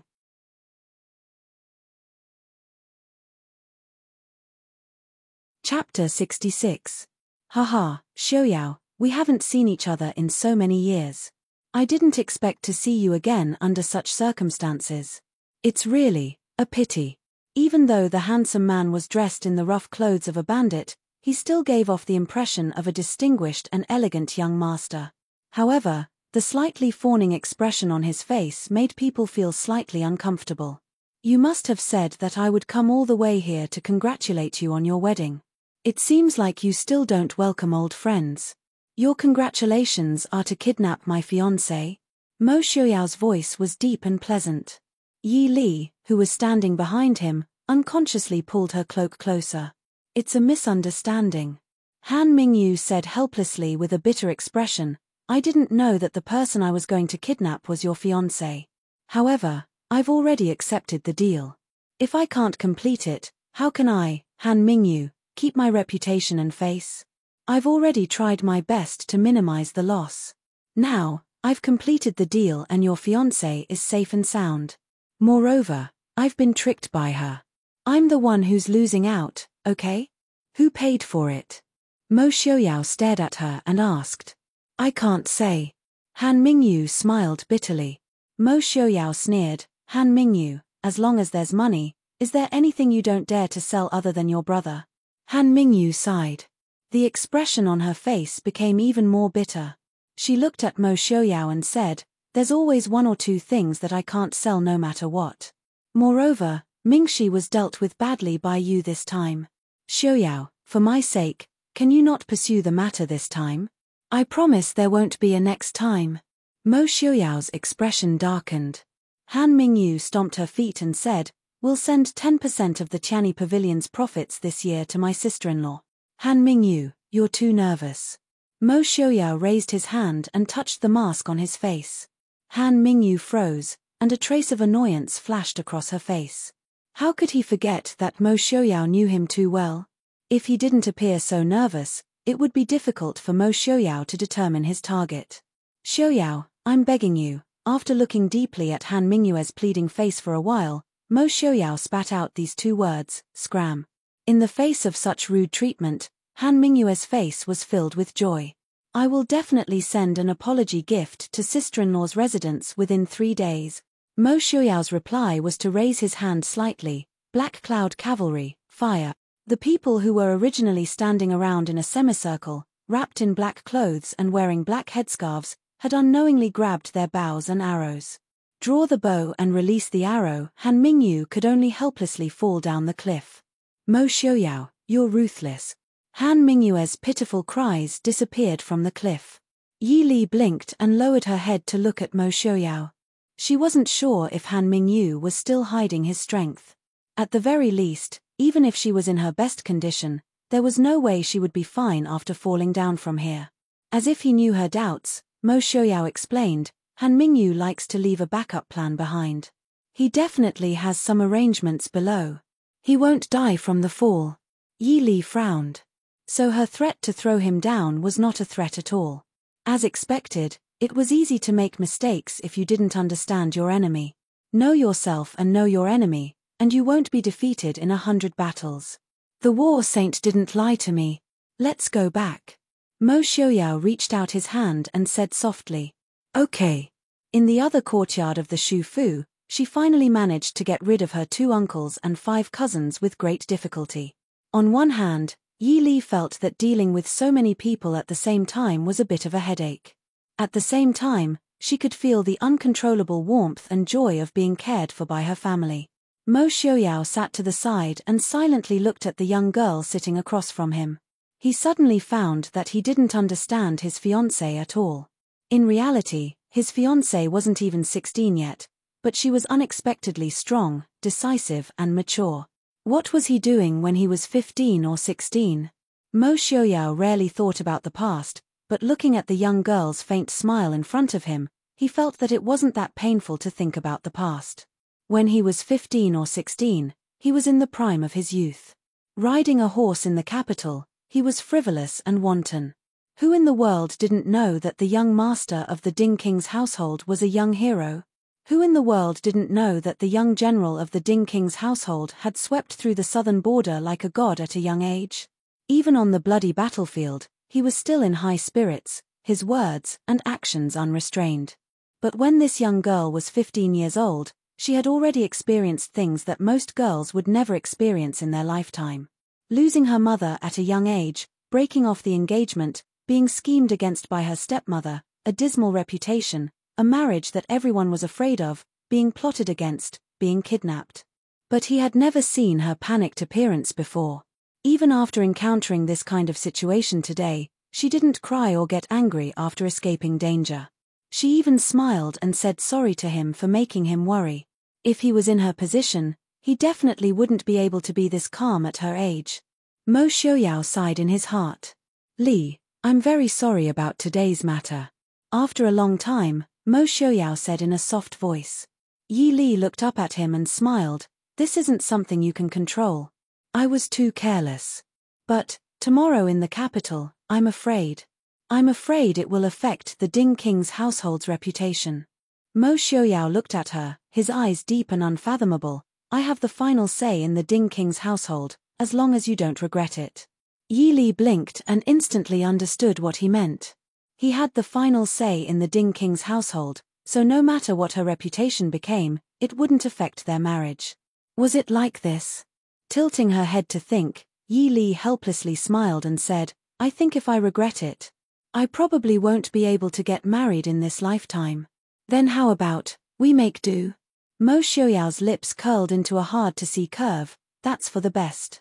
I also feel that if you regret it, it won't be easy for me to find a suitable princess in this lifetime." Yi Li looked at him with a smile and said, "Since the prince doesn't mind, then let's make do." Seeing the young girl sitting in front of the window turn around and smile at him, saying let's make do, Mo Xiaoyao suddenly felt his heart sway. Under the candlelight, the young girl's slightly pale face seemed to glow faintly, making one's heart skip a beat. Mo Xiaoyao quickly moved away and supported his forehead with his hand, saying, "Han Mingyu will probably send you something in the next 2 days. Don't worry about him, just accept it." Yi Li said in surprise, "Will he really give me 10% of the Tianyi Pavilion's income?" The Tianyi Pavilion was the largest intelligence organization in Dachu State. Even 10% of the income from selling all kinds of information every year was absolutely shocking. Mo Xiaoyao nodded and looked at Yi Li, wanting to say something, but hesitated. Yi Li said with a smile, "There's no need to talk about today's matter. Since you've already agreed to Han Mingyu. Although I'm not sure how powerful the Tianyi Pavilion and the Wind and Moon Pavilion are, I don't really want to be enemies with him. However, this is the only time. If that person makes any moves in the future and falls into my hands, I won't accept his pleading." "Of course." After a moment of silence, Mo Xiaoyao looked seriously at Yi Li and promised, "Since Miss Li doesn't regret it, then you and I are family in the future. Anyone who wants to hurt Miss Li is my enemy."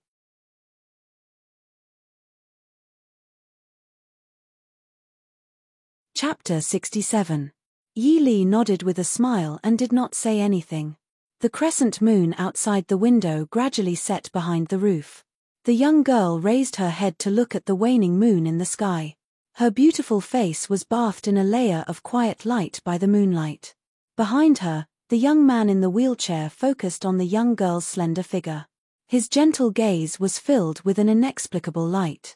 In a secret base of the Qiani Pavilion in the capital, Han Mingyu fell into the room in a sorry state, startling the people in the room. "Brother, what happened to you?" Young Master Feng Yu, who made countless parents want to skin him alive and countless young girls fall head over heels for him, was stunned for a moment. He hurriedly rushed over to catch his brother's tottering body. Han Mingyu waved his hand and allowed his brother to help him sit down on a soft couch. He smiled bitterly and said, "I've offended the devil." Although he was used to being fully prepared, when he jumped off the cliff, no matter how careful he was, he still suffered internal and external injuries from the impact of the protruding branches. Regarding this, he didn't have any resentment in his heart.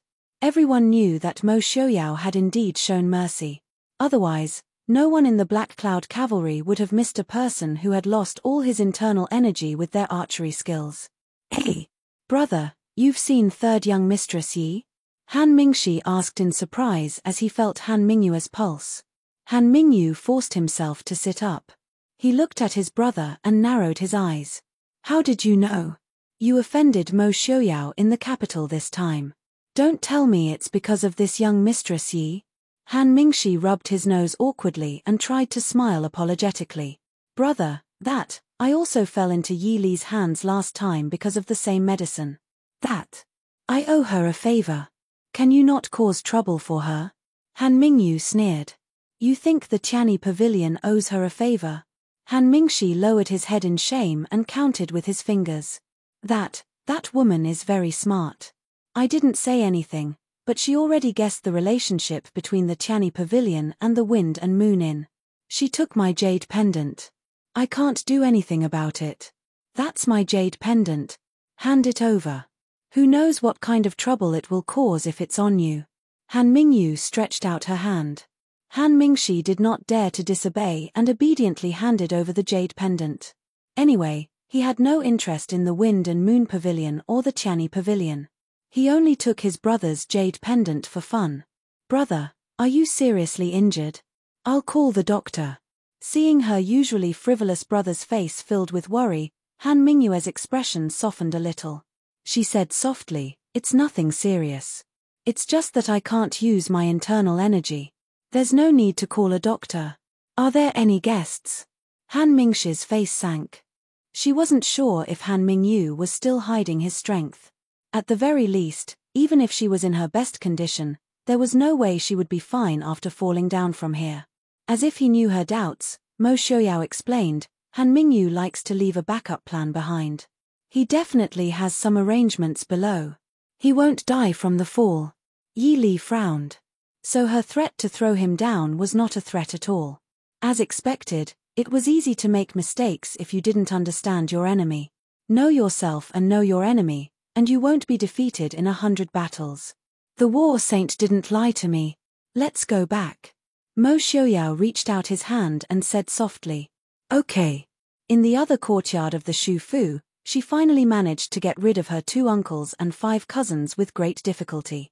On one hand, Yi Li felt that dealing with so many people at the same time was a bit of a headache. At the same time, she could feel the uncontrollable warmth and joy of being cared for by her family. Mo Xiaoyao sat to the side and silently looked at the young girl sitting across from him.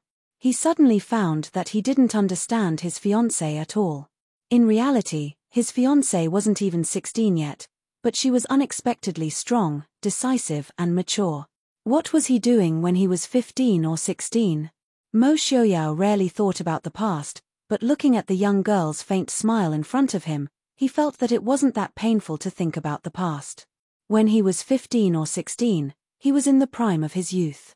Riding a horse in the capital, he was frivolous and wanton. Who in the world didn't know that the young master of the Ding King's household was a young hero? Who in the world didn't know that the young general of the Ding King's household had swept through the southern border like a god at a young age? Even on the bloody battlefield, he was still in high spirits, his words and actions unrestrained.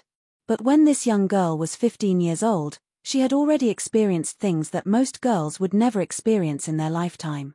Losing her mother at a young age, breaking off the engagement, being schemed against by her stepmother, a dismal reputation, a marriage that everyone was afraid of, being plotted against, being kidnapped. But he had never seen her panicked appearance before. Even after encountering this kind of situation today, she didn't cry or get angry after escaping danger. She even smiled and said sorry to him for making him worry. If he was in her position, he definitely wouldn't be able to be this calm at her age. Mo Xiaoyao sighed in his heart. Li, I'm very sorry about today's matter. After a long time, Mo Xiaoyao said in a soft voice. Yi Li looked up at him and smiled. This isn't something you can control. I was too careless. But, tomorrow in the capital, I'm afraid it will affect the Ding King's household's reputation. I let you, the head of the Qianni Pavilion, the most handsome man in Jiangnan, do it personally. It's a gift to her. Why didn't you do it? The woman said unhappily. Enough. Han Mingyu said coldly, why didn't you ask me how I was injured and how I was injured? Do you think that if I really did something to Yi Li, I would be able to come back alive tonight? The woman's breath stopped. She seemed to have noticed her loss of composure. She looked at him apologetically and said softly, why did you go alone? If you brought more people, even if Mo Xiaoyao brought the Black Cloud Cavalry, they might not be able to hurt you. With the current situation, it's impossible for him to mobilize a large number of Black Cloud Cavalry. Han Mingyue's cold expression softened as the woman's soft voice softened. He said indifferently, because I can't drag the Qianni Pavilion down with me. This is a private matter between you and me. Naturally, I'll deal with it myself. You should take care of yourself. In the future, don't come looking for me regarding Yi Li's matters. I won't help you anymore. Why? Because next time, Xiaoyao will definitely kill me. I'm a businesswoman. I've never wanted to challenge the Mo family's bottom line. You should go. Be careful. After speaking, Han Mingyu leaned against the soft couch and closed his eyes. He no longer paid any attention to the woman in black at the door. The woman in black clearly still had something to say. However, when she saw the ashen-faced man lying on the soft couch with rejection written all over his body, she could only swallow the words she wanted to say. She snorted softly and said, then rest well. I'll go back first. She turned and walked out the door. Not far from the door, a man who resembled Han Mingyu stared at her with gloomy eyes. You don't have to come again. We're going back to Jiangnan soon. The woman in black turned to the side. Her charming eyes lifted slightly with a hint of disdain. If you have time, go pick a few more flowers. Don't meddle in other people's business. I don't want Mingyu to tell me that she's missing a younger brother. Han Mingshi's expression darkened. He sneered and said, just as well. I'll see what kind of person has captivated my brother. Not many people knew how good Sir Feng Yu's martial arts were. However, his qinggong was definitely not something that could be bragged about. The man who was originally standing under the tree only lightly fluttered his sleeves. In an instant, he disappeared from under the tree. In the blink of an eye, he was already standing beside the woman in black. He reached out to pull the black veil on her face. Impudent.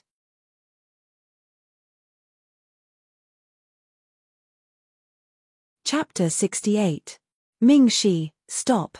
At the door, Han Mingyu gloomily looked at the two people who were at daggers drawn. Let her go. Me. Han Mingshi angrily swung his hand and jumped up, disappearing from the roof. Han Mingyu stared at the woman in black in the courtyard with warning eyes. Don't provoke Mingshi. He, as long as he doesn't provoke me, why would I provoke him? Mingyu, he is still your brother. We are friends, aren't we? The woman laughed softly. Bang. Han Mingyu took a step back and slammed the door in her face. Han. Ming. You. The woman in black's eyes flashed with shock as she shouted hatefully. She saw that the candles in the room were extinguished very quickly. It was obvious that the person inside was preparing to sleep. She snorted and turned to leave the quiet and dark courtyard. The woman in black walked out of the inconspicuous courtyard. Immediately, a few men in black came forward. The woman nodded and said coldly, let's go back. The leader of the men in black could see that the woman was not in a good mood and did not dare to say anything. He waved his hand and a few men protected the woman as they quickly left in the dark night. Whoosh! An arrow pierced through the air with the force of 1,000 catties. The leader of the men in black quickly pulled out his sword and tried to block the arrow. But that arrow was not so easy to block. He only felt the sword in his hand shake, and even the hand holding the sword suddenly became numb. The arrow brushed past the sword and shot towards the woman in black who was behind him. Ah! Miss! The arrow flew past the woman's face and was firmly fixed on the wall by the roadside not far away.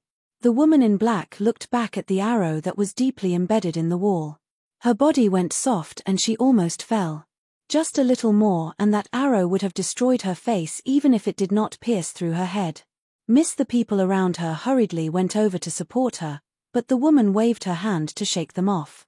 Then, she raised her hand and slapped the black-clothed man's face. Trash! The black-clothed man lowered his head sadly. Feng Xiao. A burst of clear laughter came from the roof not far away. The woman raised her head and saw Feng Xiao dressed in flamboyant red clothes. He was leisurely sitting on the roof and looking down at her sorry state. Feng Xiao raised his handsome eyebrows and gestured to her with a bow in his left hand. Feng Xiao, how dare you? The woman gritted her teeth. Ayo, I'm so scared. It's not illegal for me to shoot 1 or 2 sneaky men in black in the middle of the night, right? Perhaps Lord Qin would even be grateful to me for contributing to the security of the capital. Don't kill him for me. The woman pointed at the roof with her slender finger, her voice filled with killing intent. As soon as she thought of that arrow, she couldn't help but want to tear the arrogant man in front of her into pieces. You want to compete with me in terms of numbers? Do you think I'm afraid of you? Feng Xiao lazily raised his hand and waved behind him. A similar group of black-clothed people silently appeared on the roof, but each of them held a bow and arrow in their hands. They directly drew their bows and aimed their arrows accurately at the narrow street below. The woman in black was so angry that her eyes were about to burst into flames. She gritted her teeth and arrogantly said, Feng Xiao, do you dare to kill me? Feng Xiao regretfully shook his head, I don't dare. Hearing his answer, the woman's confidence increased. She slightly raised her chin and said, since you don't dare, then scram far away. Fuck. This young master hates arrogant women the most. Feng Xiao's evil phoenix eyes flashed with a cold light. He quickly raised his hand and shot an arrow. Another arrow flew past the woman's clothes and landed at her feet. Feng Xiao. Feng Xiao lazily looked at her. His gaze was even more disdainful than the woman's. Don't call me that. This young master won't fall in love with you. Someone told me to warn you to stop messing around. Otherwise, tonight's arrow will not hit the wall. Even if you don't believe in this young master's archery, you shouldn't doubt them. He raised his hand and pointed at the black-clothed man Feng Xiao. No. This is impossible. The black-clothed woman stared at the black-clothed man behind Feng Xiao in shock. How could he? Feng Xiao, you dare use the Black Cloud Cavalry without permission. TSK, a woman who deceives herself. Feng Xiao impatiently sat up and said, just remember this young master's warning. Or else you'll blame this young master for not telling you the next time you're disfigured. The black-clothed woman lowered her eyes and did not say anything. Feng Xiao was not in the mood to argue with her. He said to the people behind him, finish what you need to do. Everyone can leave. Su, su, several sounds of wind breaking through the air. The people who were protecting the woman fell to the ground. Only the leader was left holding his sword tightly. But he knew in his heart that the hand holding the sword did not have any strength after that arrow. If another arrow came, he would not be able to block or escape. Feng Xiao, you casually use the Black Cloud Cavalry. Aren't you afraid that the people in the palace will find out? The black-clothed woman finally opened her mouth. Feng Xiao waved his hand and said with a smile, you should first think about how to explain the sudden disappearance of so many people by your side. In the end, the woman did not say anything else. She brought the last remaining guard and left this deserted street with hatred. When she left, the black-clothed man on the roof also quickly disappeared into the night. Feng Xiao turned around and flipped over the roof. He entered the room through the half-open window. He looked at the man sitting inside and said with a helpless smile, how is it? Is eldest young Master Shu satisfied? Shu Qingchen sat peacefully by the window. In front of him was a jug of wine and 2 wine cups.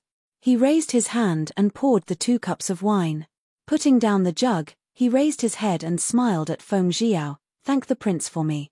The news that the Yi third young miss, the future Princess Ding, had been kidnapped by bandits was shocking in the capital. Not long after Yi Li had been kidnapped, the news had already begun to circulate in the capital. If one tried to forcefully suppress the rumors, it would only make it more conspicuous and become more and more intense. Therefore, no matter if it was the Yi family, the Shu family, or the Li palace, no one publicly expressed an opinion. The next morning, when Yi Li sat in a carriage with all kinds of rewards from the palace and was escorted by the Shu family's 2nd young master and 3rd young master from the Shu family back to the Yi family, the rumors in people's hearts gradually began to shake. After all, the people who happened to pass by unintentionally saw that the Yi third young miss was fine in both her appearance and body. It did not look like she had just been kidnapped. As for the 2 young masters of the Shu family, even 3rd young master Shu, who was said to have the worst temper and could not hide his thoughts, did not seem to be acting strangely. So, yesterday's news was just a malicious rumor? Yi Li indifferently listened to Qing Shuang's long-winded narration of the rumors she had heard from outside. She laughed inwardly. Of course, 3rd brother could calmly come out to meet people because he had already vented most of his anger on those blind bandits last night. Thinking of last night when she had gone down the mountain with Mo Shouyao, the thick smell of blood in the mountain stronghold, and 3rd brother's murderous appearance, Yi Li believed that the scholarly Shu family was about to produce a general. Yi Li did not plan to ask how Mo Shouyao would deal with those bandits. No matter if they were bandits who had fled to the capital or local bandits, it was always a good thing to have one less group of people.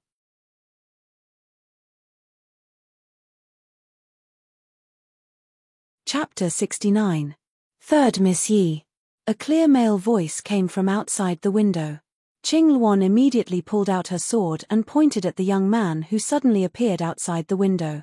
Yi Li smiled and pressed down Qing Luan's arm. She turned around and said with a smile, "Young Master Han, how have you been?" Outside the window was the kidnapper Han Mingyu who had just left last night. Han Mingyu smiled bitterly and helplessly. "3rd Miss, do I look good to you?" As soon as he entered the courtyard, he could feel the covetous eyes in the dark. He had no doubt that if he acted rashly now, the master of the Tianyi Pavilion would definitely disappear silently from the world.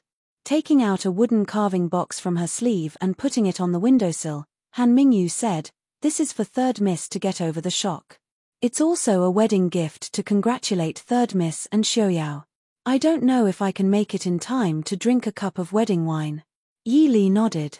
Without looking at the box, she asked, "Is young Master Han ready to leave the capital?"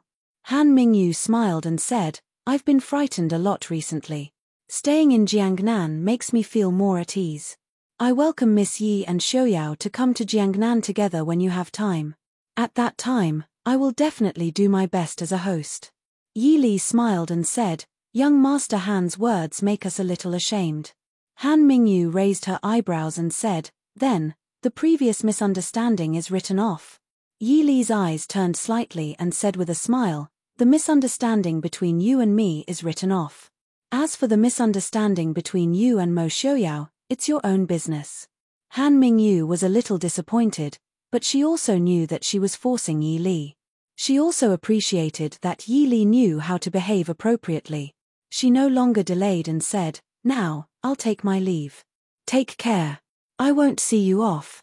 After Han Mingyu left, Qing Luan stepped forward to take the box on the windowsill and said discontentedly, "Miss, why are you so polite to that kind of person?" Yi Li turned and sat down. She smiled and said, "He was also very polite to us yesterday." Yi Li knew that if Han Mingyu hadn't been wary of Mo Shouyao from the start, they wouldn't have had the chance to escape unscathed. She believed that Han Mingyu was afraid of Mo Shouyao, but she didn't believe that Han Mingyu was afraid of Mo Shouyao. If it wasn't because of him, how could Miss? The people outside are still talking about Miss being kidnapped. It's so unpleasant. Qing Luan didn't think that Han Mingyu was polite to them. If it wasn't because of him, how could Miss be ridiculed by others? Yi Li said faintly, "If it wasn't him, it could be someone else." Not everyone happens to know Prince. After taking the box from Qing Luan and opening it, Yi Li was also a little surprised. There was a thick stack of banknotes neatly placed in the box. 2 banknotes worth 10,000 taels and a dozen banknotes worth 1,000 taels. Qing Luan took a look and couldn't help but exclaim, "Miss, this." Yi Li raised her eyebrows. She looked a little embarrassed. 20,000 taels of banknotes was equivalent to more than 200,000 taels of silver. Even Yi Li was embarrassed to accept such a large sum of money. Beside the banknotes was a pair of top-grade white jade dragon and phoenix pendants. Just by looking at the quality of the jade, she knew that it must be extraordinary. After thinking about it, Yi Li closed the box again and passed it to Qing Shuang. "Get ready, I'm going to the Prince Ding mansion." Qing Shuang held the box carefully. She also saw it just now. She had never seen so much money since she was young. "Boo-hoo, I'm so scared." "Yes, Miss Li." "Li." Mu Rongting's voice came from outside before she entered the door. Yi Li smiled and got up to welcome her. Qin Zheng, Hua Tianxiang and Qin Yuling, the sister of the capital city magistrate Qin Mu whom she had only met twice, came to visit Yi Li together. Mu Rongting entered the room first and grabbed Yi Li, asking repeatedly, "Miss Li, are you okay?" Yi Li smiled and said, "If I'm not okay, why would I be standing here? Why are you guys here?" Qin Zheng covered her lips and smiled faintly. "Tinga ran over early in the morning to drag me and Tian Xiong over to look for you. I told her that you were completely fine, but she insisted that she was worried and had to come over to take a look. We met Miss Yu Ling on the way and came together." Mu Rongting hugged Yi Li and waved her fists. "If I find out which bastard is the one who spread the rumors, I'll slap his face so hard that even his parents won't be able to recognize him. This is simply too much, 10,000 times more than that bastard Leng Haoyu." Everyone couldn't help but laugh. Yi Li smiled at Qin Yuling. "Miss Qin, thank you for coming to see me." Qin Yuling smiled shyly. "Actually, I'm here to apologize to Miss Yi on behalf of my brother. He just took charge of the capital city magistrate and something like this happened, implicating Miss Yi's reputation." Yi Li shook her head. Looking at Qin Yuling's expression, she knew that she must have come behind Qin Mu's back. Actually, there was no reason for this kind of thing to be blamed on Qin Mu, the capital city magistrate. Even in her previous life, no matter how advanced the technology was, there was never a lack of crime. Furthermore, at this time, people's energy was limited, so how could they manage everything? Lord Qin is the parent magistrate of the capital city's people. He wholeheartedly serves the people and is known as the Iron Face Magistrate.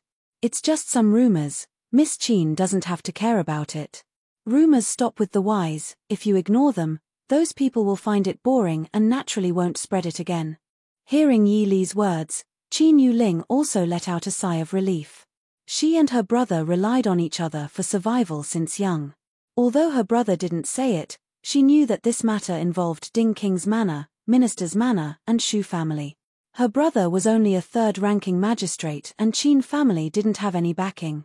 If she wasn't careful, she could be used as a scapegoat. "Thank you, Miss Yi." Hua Tian Xiong smiled. "Miss Qin, you don't have to thank her. Those vile people are jealous of Miss Li and want to ruin her reputation. Lord Qin can't control everyone's mouths, right? Miss Li, looking at your dressing, are you preparing to go out?" Hua Tian Xiong noticed Yi Li's clothes and asked, "Could it be that we came at a bad time? I just planned to make a trip to Ding King's manor. It's not anything important, it won't be too late to go later." Yi Li said. "Oh." Mu Rongting rolled her eyes and smiled maliciously. "So our Miss Li is already so familiar with Prince Ding." Yi Li rolled her eyes in annoyance. Mu Rongting didn't care at all and said cheerfully, "Why do we have to personally go to Ding King's manor? Wouldn't it be enough to send an invitation to Prince Ding to come out? At the same time, we can also let those talkative vile people know that no matter how hard they try, they won't be able to separate Miss Li and Prince Ding." Qin Yuling looked at Mu Rongting with some doubt. "Does Miss Murong know who did it?" "Just call me Murong." Mu Rongting said confidently. "Who else could it be? It must be that Prince Li who can't bear to see Miss Li live well. I've never seen a man more petty than him in my life. He's a perfect match for Yi Ying." Yi Li was speechless. Mo Jingli was really wronged this time. However, it should be because his character was too bad that he was so easily suspected, right? The other three people looked at each other. However, after seeing Mu Rongting's confident expression and thinking about the grudges between Mo Jingli and Yi Li, they all agreed with Mu Rongting's guess. Even Qin Yuling had an expression of not expecting Prince Li to be such a person.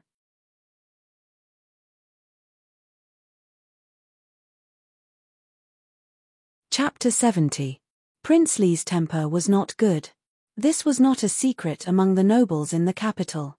However, if one were to observe carefully, they would discover that His Highness Prince Li, who was supposed to be proud after the wedding, had an even worse temper than before. Especially when he went out early in the morning and heard people talking about Yi Li, his mood should be incomparably good. But he found that when he passed by, people would intentionally or unintentionally look at him strangely, or they would quickly shut up and change the topic to talk about unrelated things. Even when he was drinking tea, he could feel the eyes of everyone in the tea house secretly looking at him. Something happened to Yi Li, that woman, and the one being laughed at should be Mo Xiaoyao. Why did he feel like everyone was laughing at him? Most of the people in the capital were still kind, so when they saw Mo Jingli appear, even if they knew that they could not offend the emperor's younger brother, they still gave him a look of disdain. TSK. What kind of person was he? It was fine if he broke off a girl's engagement for no reason, but he also couldn't bear to see her doing well. Not only did he ruin the girl's reputation, but now he was spreading such vile rumors. If this was a normal girl, wouldn't she have been forced to die? This kind of person, even if he was a relative of the emperor, would still be called scum. Prince. The people following Mo Jingli were also frightened by the pressure around their prince. What is going on? Mo Jingli gritted his teeth and asked. Garde looked around and sadly found that he was the closest to the prince. The other guards had already moved to the side and said in a trembling voice, replying to Prince, everyone is talking about Yi. Third young Miss Yi. I know that they are talking about that woman. What does talking about that woman have to do with I? They all looked at I like I was scum. Did they think that I did not see it? Shouldn't they be mocking that woman and laughing at Mo Xiaoyao for being cuckolded? This.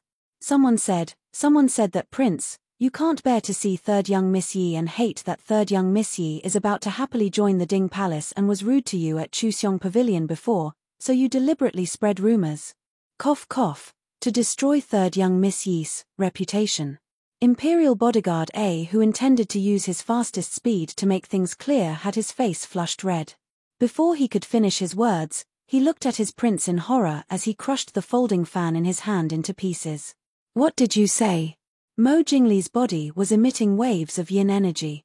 Everyone who passed by couldn't help but take a detour. Prince. It wasn't me who said it, it was all the people in the capital who said it. Garde said in his heart, feeling wronged.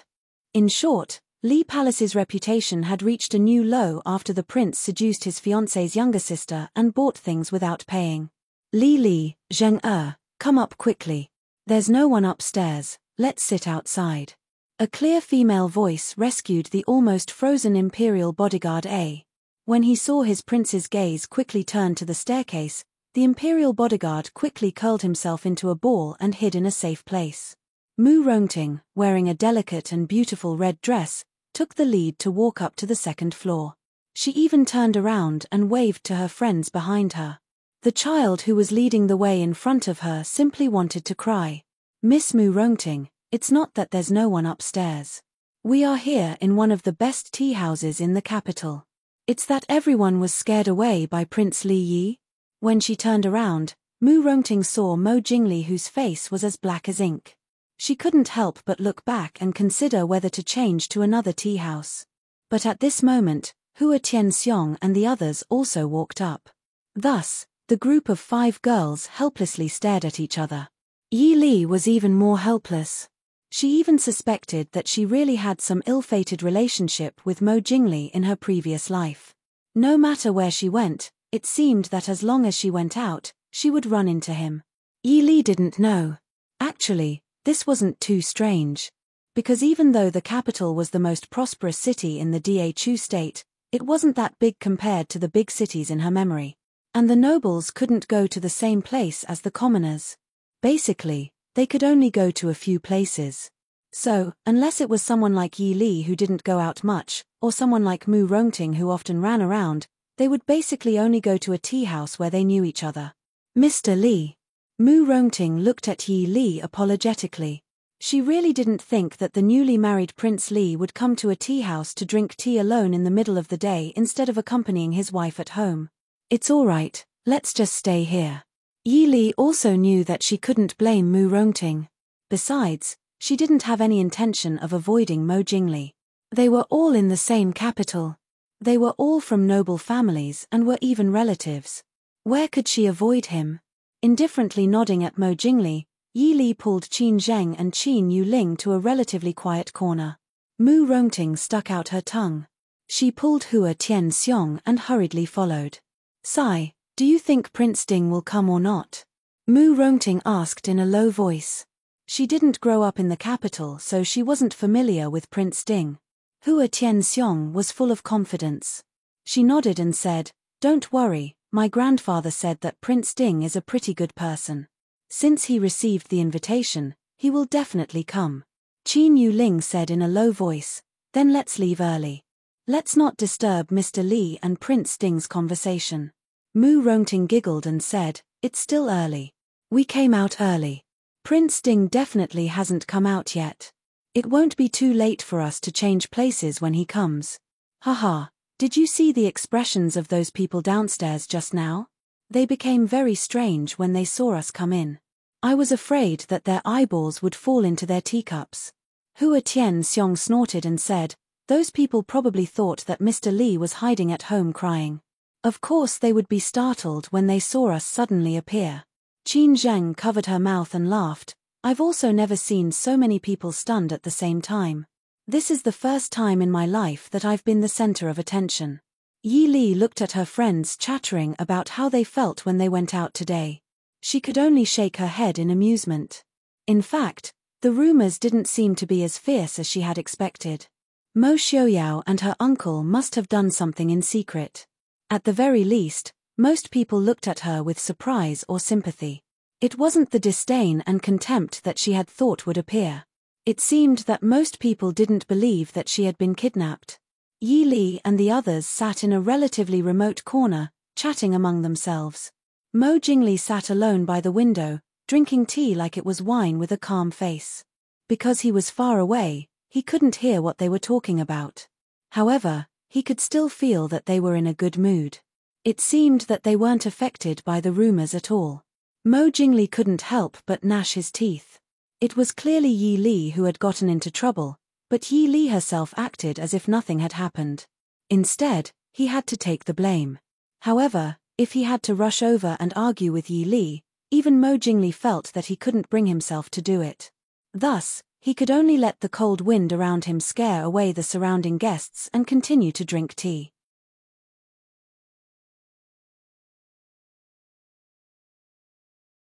Chapter 71.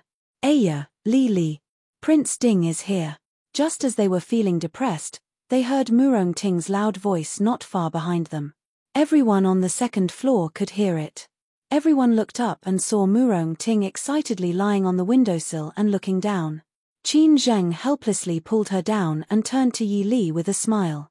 "Li, go down and pick up Prince." Hua Tianxiang covered her mouth and snickered.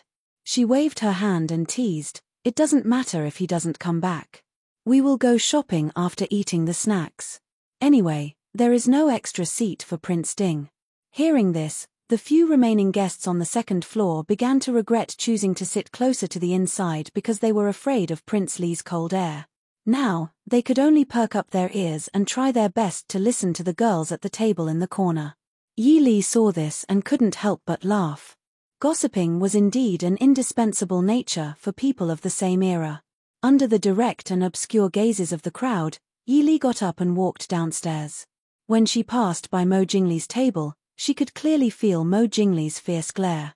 Yi Li was helpless. Some people were born to be at odds with each other and couldn't be forced. Seeing third Miss Yi calmly go downstairs, The diners upstairs looked at Mo Jingli with more complicated eyes and expressions. Seeing third Miss Yi so calmly appear in public and calmly go to Prince Ding's appointment, it really didn't seem like something had happened. On the other hand, Prince Li's face was gloomy and ferocious. It was clearly like he was angry that his conspiracy didn't succeed. People secretly exchanged glances and made silent discussions.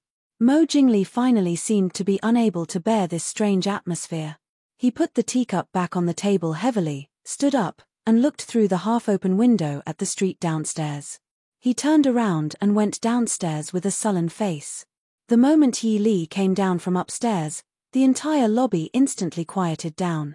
When Yi Li walked out with a gentle smile on her face, everyone was about to open their mouths to discuss when they saw Mo Jingli's gloomy face. Then, there was another period of silence. But after seeing how the two of them acted, at least the people present were more inclined to sympathize with Yi Li. When Yi Li walked out of the tea house, the Prince Ding mansion's carriage had just stopped. A djinn was about to lift the curtain to invite Mo Xiaoyao down. "Xiaoyao," Yi Li softly called out. When a djinn saw Yi Li, he respectfully stood to the side. Yi Li nimbly stepped onto the low stool and got into the carriage. Mo Xiaoyao looked at her and raised his eyebrows. "Why did you get down?" Yi Li sat down across from him and said with a smile, "Qian Xiong and the others said that there was no place to sit because there were too many people, so they chased me out. It's all their fault. I originally wanted to go to the Prince Ding mansion again tomorrow." Mo Xiaoyao smiled. "Their fault is very timely. What do you mean?" Yi Li asked in confusion. Outside, a djinn had already started driving the carriage forward again. Yi Li thought for a moment, then poked her head out to give a name. She just happened to see Mo Jingli standing at the entrance of the tea house, his eyes gloomy as he looked at their carriage. Mo Xiaoyao said, "This morning, the entire capital was spreading the rumors that Jing Li deliberately spread yesterday to embarrass you." Yi Li was stunned. She kind of understood why Mo Jingli's expression was so ugly. With Mo Jingli's personality, it would be strange if he felt comfortable being wronged. Thinking of Mu Rongting's confident guess, it wasn't just her imagination. "Is there something that Li wants to talk to me about?" Mo Xiaoyao looked at Yi Li's dazed face and asked. Yi Li came back to her senses and nodded her head. "This morning, Han Mingyu sent over 20,000 taels in gold notes, 10,000 taels in silver notes and a pair of jade pendants. I originally wanted to bring it with me when I go to the Prince Ding mansion tomorrow, but it's not good to bring it with me when I go out with Qian Xiong and the others." Mo Xiaoyao didn't care as he shook his head and said, "That's a gift from him. Just keep it." Yi Li was speechless. A few 100,000 taels in one go. Han Mingyu dared to give it to her, but she was too embarrassed to accept it. "I'll have someone send it to the Prince Ding mansion tomorrow. You can do as you see fit. I have enough money to spend." Mo Xiaoyao sighed helplessly. "Li, Han Mingyu sent it to you, so it's yours. You can rest assured. You don't have to feel that you owe him any favors. Han Mingyu, that kind of person, would feel heartache if he spent an extra tael of silver. He was willing to send it over to you as an apology gift because he felt that it was worth it. You don't have to promise him anything." Yi Li smiled and said, "I really don't have any plans to promise him anything." Yi Li secretly guessed that Han Mingyu must have done something to let Mo Xiaoyao down. This time, he was involved in this kind of matter again. She didn't expect that Mo Xiaoyao would let him off so easily. Han Mingyu probably felt guilty, but he couldn't find a way to make up for it. That's why he didn't care about the cost and tried to curry favor with her. It was a pity that Yi Li didn't plan on doing anything that would trigger the flower of friendship between former good friends. So Han Mingyue's money was probably wasted. "So you asked me out today for this matter?" Mo Xiaoyao asked. Hearing Mo Xiaoyao's low and pleasant voice, Yi Li, who was thinking about something, felt her heart jump. She said embarrassedly, "It's really nothing big. Sorry to disturb you." Seeing that Mo Xiaoyao didn't seem to be interested in the things that Han Mingyu sent over, Yi Li couldn't help but be curious about how wealthy the Ding Palace was. "I'm usually very idle." Mo Xiaoyao shook his head. "Since we're already out, can you accompany me to a place?" Yi Li nodded. I'm not very familiar with the capital. You can make the decision. After getting Yi Li's permission, Mo Xiaoyao instructed a jin, who was driving the carriage. A jin immediately turned the carriage in another direction. In the carriage, Yi Li asked curiously, Fenghua Building? You're not planning on giving me any jewelry, right? I have a jewelry store that specializes in jewelry. Mo Xiaoyao smiled at her. Isn't it normal to give your fiancé jewelry? Can't it be? Yi Li kept her mouth shut. Could she say that he didn't care about visiting her treasure pavilion?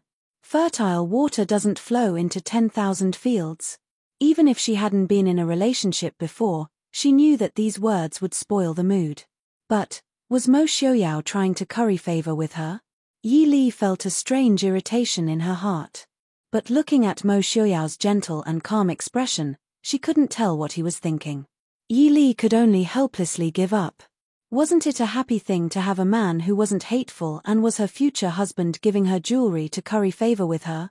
Fenghua Building was a very famous jewelry store in the capital. Most of the jewelry they sold was jade. The reason why it was loved by the noble ladies of the capital wasn't just because of its high price and exquisite products. More importantly, the jewelry sold here was never the same. Every style was unique. This made the noble ladies who didn't like the same things as others particularly fond of this store. Yi Li had once considered going down the same high-end route in Hidden Treasure Pavilion, but unfortunately, Hidden Treasure Pavilion didn't have a very outstanding designer and sculptor. Yi Li herself only had a smattering of knowledge about the so-called jewelry design, so she could only helplessly give up. After entering Fenghua Building, the shopkeeper immediately came up to greet them. Even when he saw Mo Xiaoyao in a wheelchair, he was only momentarily stunned. Then he revealed a polite smile and greeted them. So it's Prince Ding and Yi San Xiajie. Your presence at Fenghua Building brings light to our humble store. Prince, Yi Xiajie, please come in.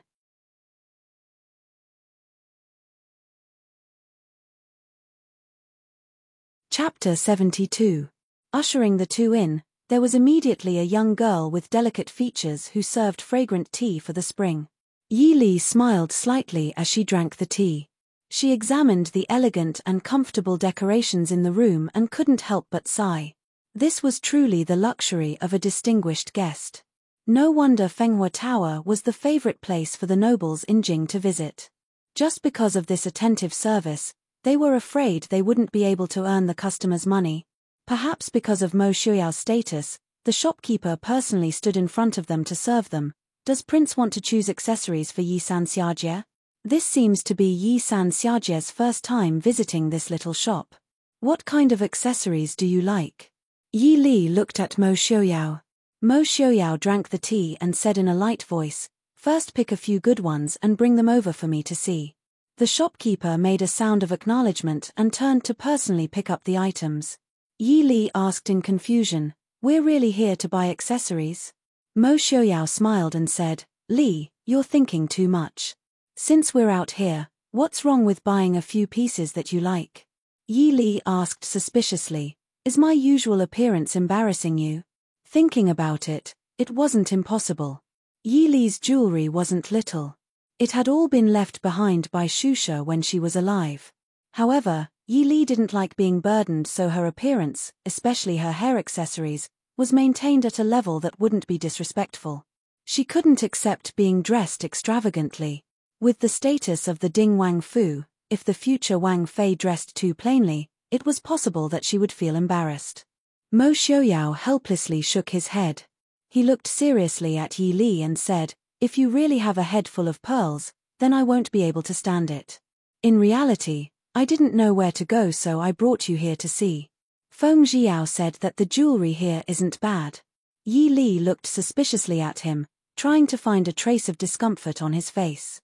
However, a certain person was too calm. Even if he said such innocent words, he was still elegantly and calmly reading an ancient book in the study. Yi Li could only tell herself that she was overthinking things. Thinking about it, although a certain someone now looked like a gentle and refined gentleman, it was said that in the past, there were times when he was young and frivolous, when he rode a horse on a slanted bridge, and when he was full of women. Soon, the shopkeeper returned with 2 boxes. Placing it on the table, he carefully opened it and said, "It's rare for Prince and third young Mistress Yi to visit this small shop. This set of jewelry is our boss's latest design and personally made. And I'm afraid this is the only one this year. What do you think, Miss Yi?" Hearing the shopkeeper speak so seriously, Yi Li also became a little curious. This was a set of top-grade sapphire jewelry. Sapphire wasn't the most valuable jade artifact, but the quality of this set of jewelry was something that Shen Deshuan and Yi Li had never seen in the pavilion of treasures that were better than this. More importantly, the simple yet elegant design was like an elegant magnolia flower quietly blooming in the moonlit night, making people feel a sense of tranquility and gentleness from the bottom of their hearts. There was no woman in this world that could escape the temptation of exquisite jewelry. Yi Li sighed in her heart. This set of jewelry consists of 2 magnolia hairpins, a bracelet, and this headpiece. The shopkeeper saw Yi Li's admiring gaze and immediately opened the other box to show the headpiece inside. The light green jade did not have any complicated patterns or gemstones inlaid. It was just an ornament made of beautiful orchids quietly lying in the silk brocade box, releasing a faint brilliance. "Do you like it?" Mo Xiaoyao looked at Yi Li and said with a smile, "It suits Miss Li very well." "It really is very beautiful." Yi Li nodded. "Just this one. Come back to my residence to get the banknotes." Seeing that the two were very satisfied, the shopkeeper who had made a big deal was also very happy. "Yes, Miss Yi, do you want to take it away or do we have to send it over?" Mo Xiaoyao lightly said, "Just send it directly to the Yi residence." Greetings to the 2 princesses. Yi Li and Mo Xiaoyao were accompanied by the shopkeeper as they walked out of the inner room. They heard the waiter at the door respectfully greet them. The shopkeeper was stunned and quickly apologized to the 2 of them, then went forward to greet them. The person who had just come in also saw the 2 of them. The Zhaoyang eldest princess was stunned and involuntarily said, "Xiaoyao?" She quickly walked over and stopped a few steps away from Mo Xiaoyao. She softly said, "Xiaoyao, are you accompanying Miss Yi to buy things?" Mo Xiaoyao's eyes slightly moved. He nodded and said, "Yes, eldest princess, we haven't seen each other in many years." Zhaoyang princess's face had a trace of sadness as she nodded and said, "We really haven't seen each other in many years. You're now. Well, when you get married, if Miss Yi has nothing to do, why don't you come to the princess residence and accompany this old woman?" Yi Li gently nodded and said with a faint smile, "Thanks to the eldest princess's love, I'll definitely come and disturb you when the time comes." Zhaoyang princess lightly sighed. She pulled Yi Li and said with a smile, "Although this is only the second time I've seen Miss Yi, your mother and I had some friendship when we were young. Miss Yi, see if there's anything else you like. Consider it a meeting gift from your elder." Yi Li was somewhat helpless. Just as she was about to refuse, Mo Xiaoyao spoke first, "Zhaoyang aunt. Don't scare Yi Li. We still have some matters to attend to, so we'll leave first. Aren't you with Zhaoren princess? Don't spoil the princess's mood." The beautiful woman who had been ignored to the side was the Zhaoren princess that she had seen at Mo Jingli's wedding banquet a few days ago. Hearing Mo Xiaoyao's words, she only gave a faint snort. Zhaoyang princess wrinkled her brows and could only sigh, "It's fine. If Miss Yi has any matters in the future, just send someone to my residence to tell me." Yi Li softly thanked her and accompanied Mo Xiaoyao out of Fenghua building. Getting on the carriage, Yi Li could clearly feel that Mo Xiaoyao's mood wasn't very calm. She didn't say much and casually picked up a book from the carriage to read. But thinking back to the Zhaoyang eldest princess's words and expression in the shop, she felt an inexplicable strangeness. She felt that the eldest princess's attitude was a bit similar to Han Mingyue's. It seemed like she wanted to get close to Mo Xiaoyao, but for some unknown reason, she could only maintain a certain distance. There was a faint sense of guilt and a desire to make it up to him. And this kind of compensation was clearly not something that Mo Xiaoyao was willing to accept, so they put it on her. For example, Han Mingyue's attitude towards the banknotes and the Zhaoyang princess's attitude. What did these 2 people do to wrong Mo Xiaoyao? "Sorry, Li." In the carriage, Mo Xiaoyao softly said with a faint trace of guilt in his eyes. Yi Li raised her brows in confusion. Mo Xiaoyao helplessly smiled and said, "I originally wanted to take you out to relax." Yi Li suddenly realized. This man was apologizing to her for being in a bad mood just now? But this kind of bad mood when meeting someone you didn't like was unavoidable. Or was it because she was acting like an unreasonable little girl that he felt that he needed to apologize? It's nothing, you're not in the mood today. Let's go back first. We'll come out another day when you're in a good mood. In reality, she wasn't in the mood to go shopping with a depressed man. She didn't know how to comfort people. If she had that free time, she might as well do something else. After yesterday's matter, she found that she still had a lot of things to do. You're tuning in to the Dreamy Chapters YouTube channel. We're so grateful for your support, and don't forget to subscribe to join us on this incredible journey through captivating stories. Your generosity through donations truly makes a world of difference, as it's the primary source of revenue that allows me to expand and enhance this channel for you. Thank you from the bottom of my heart for being a part of this adventure.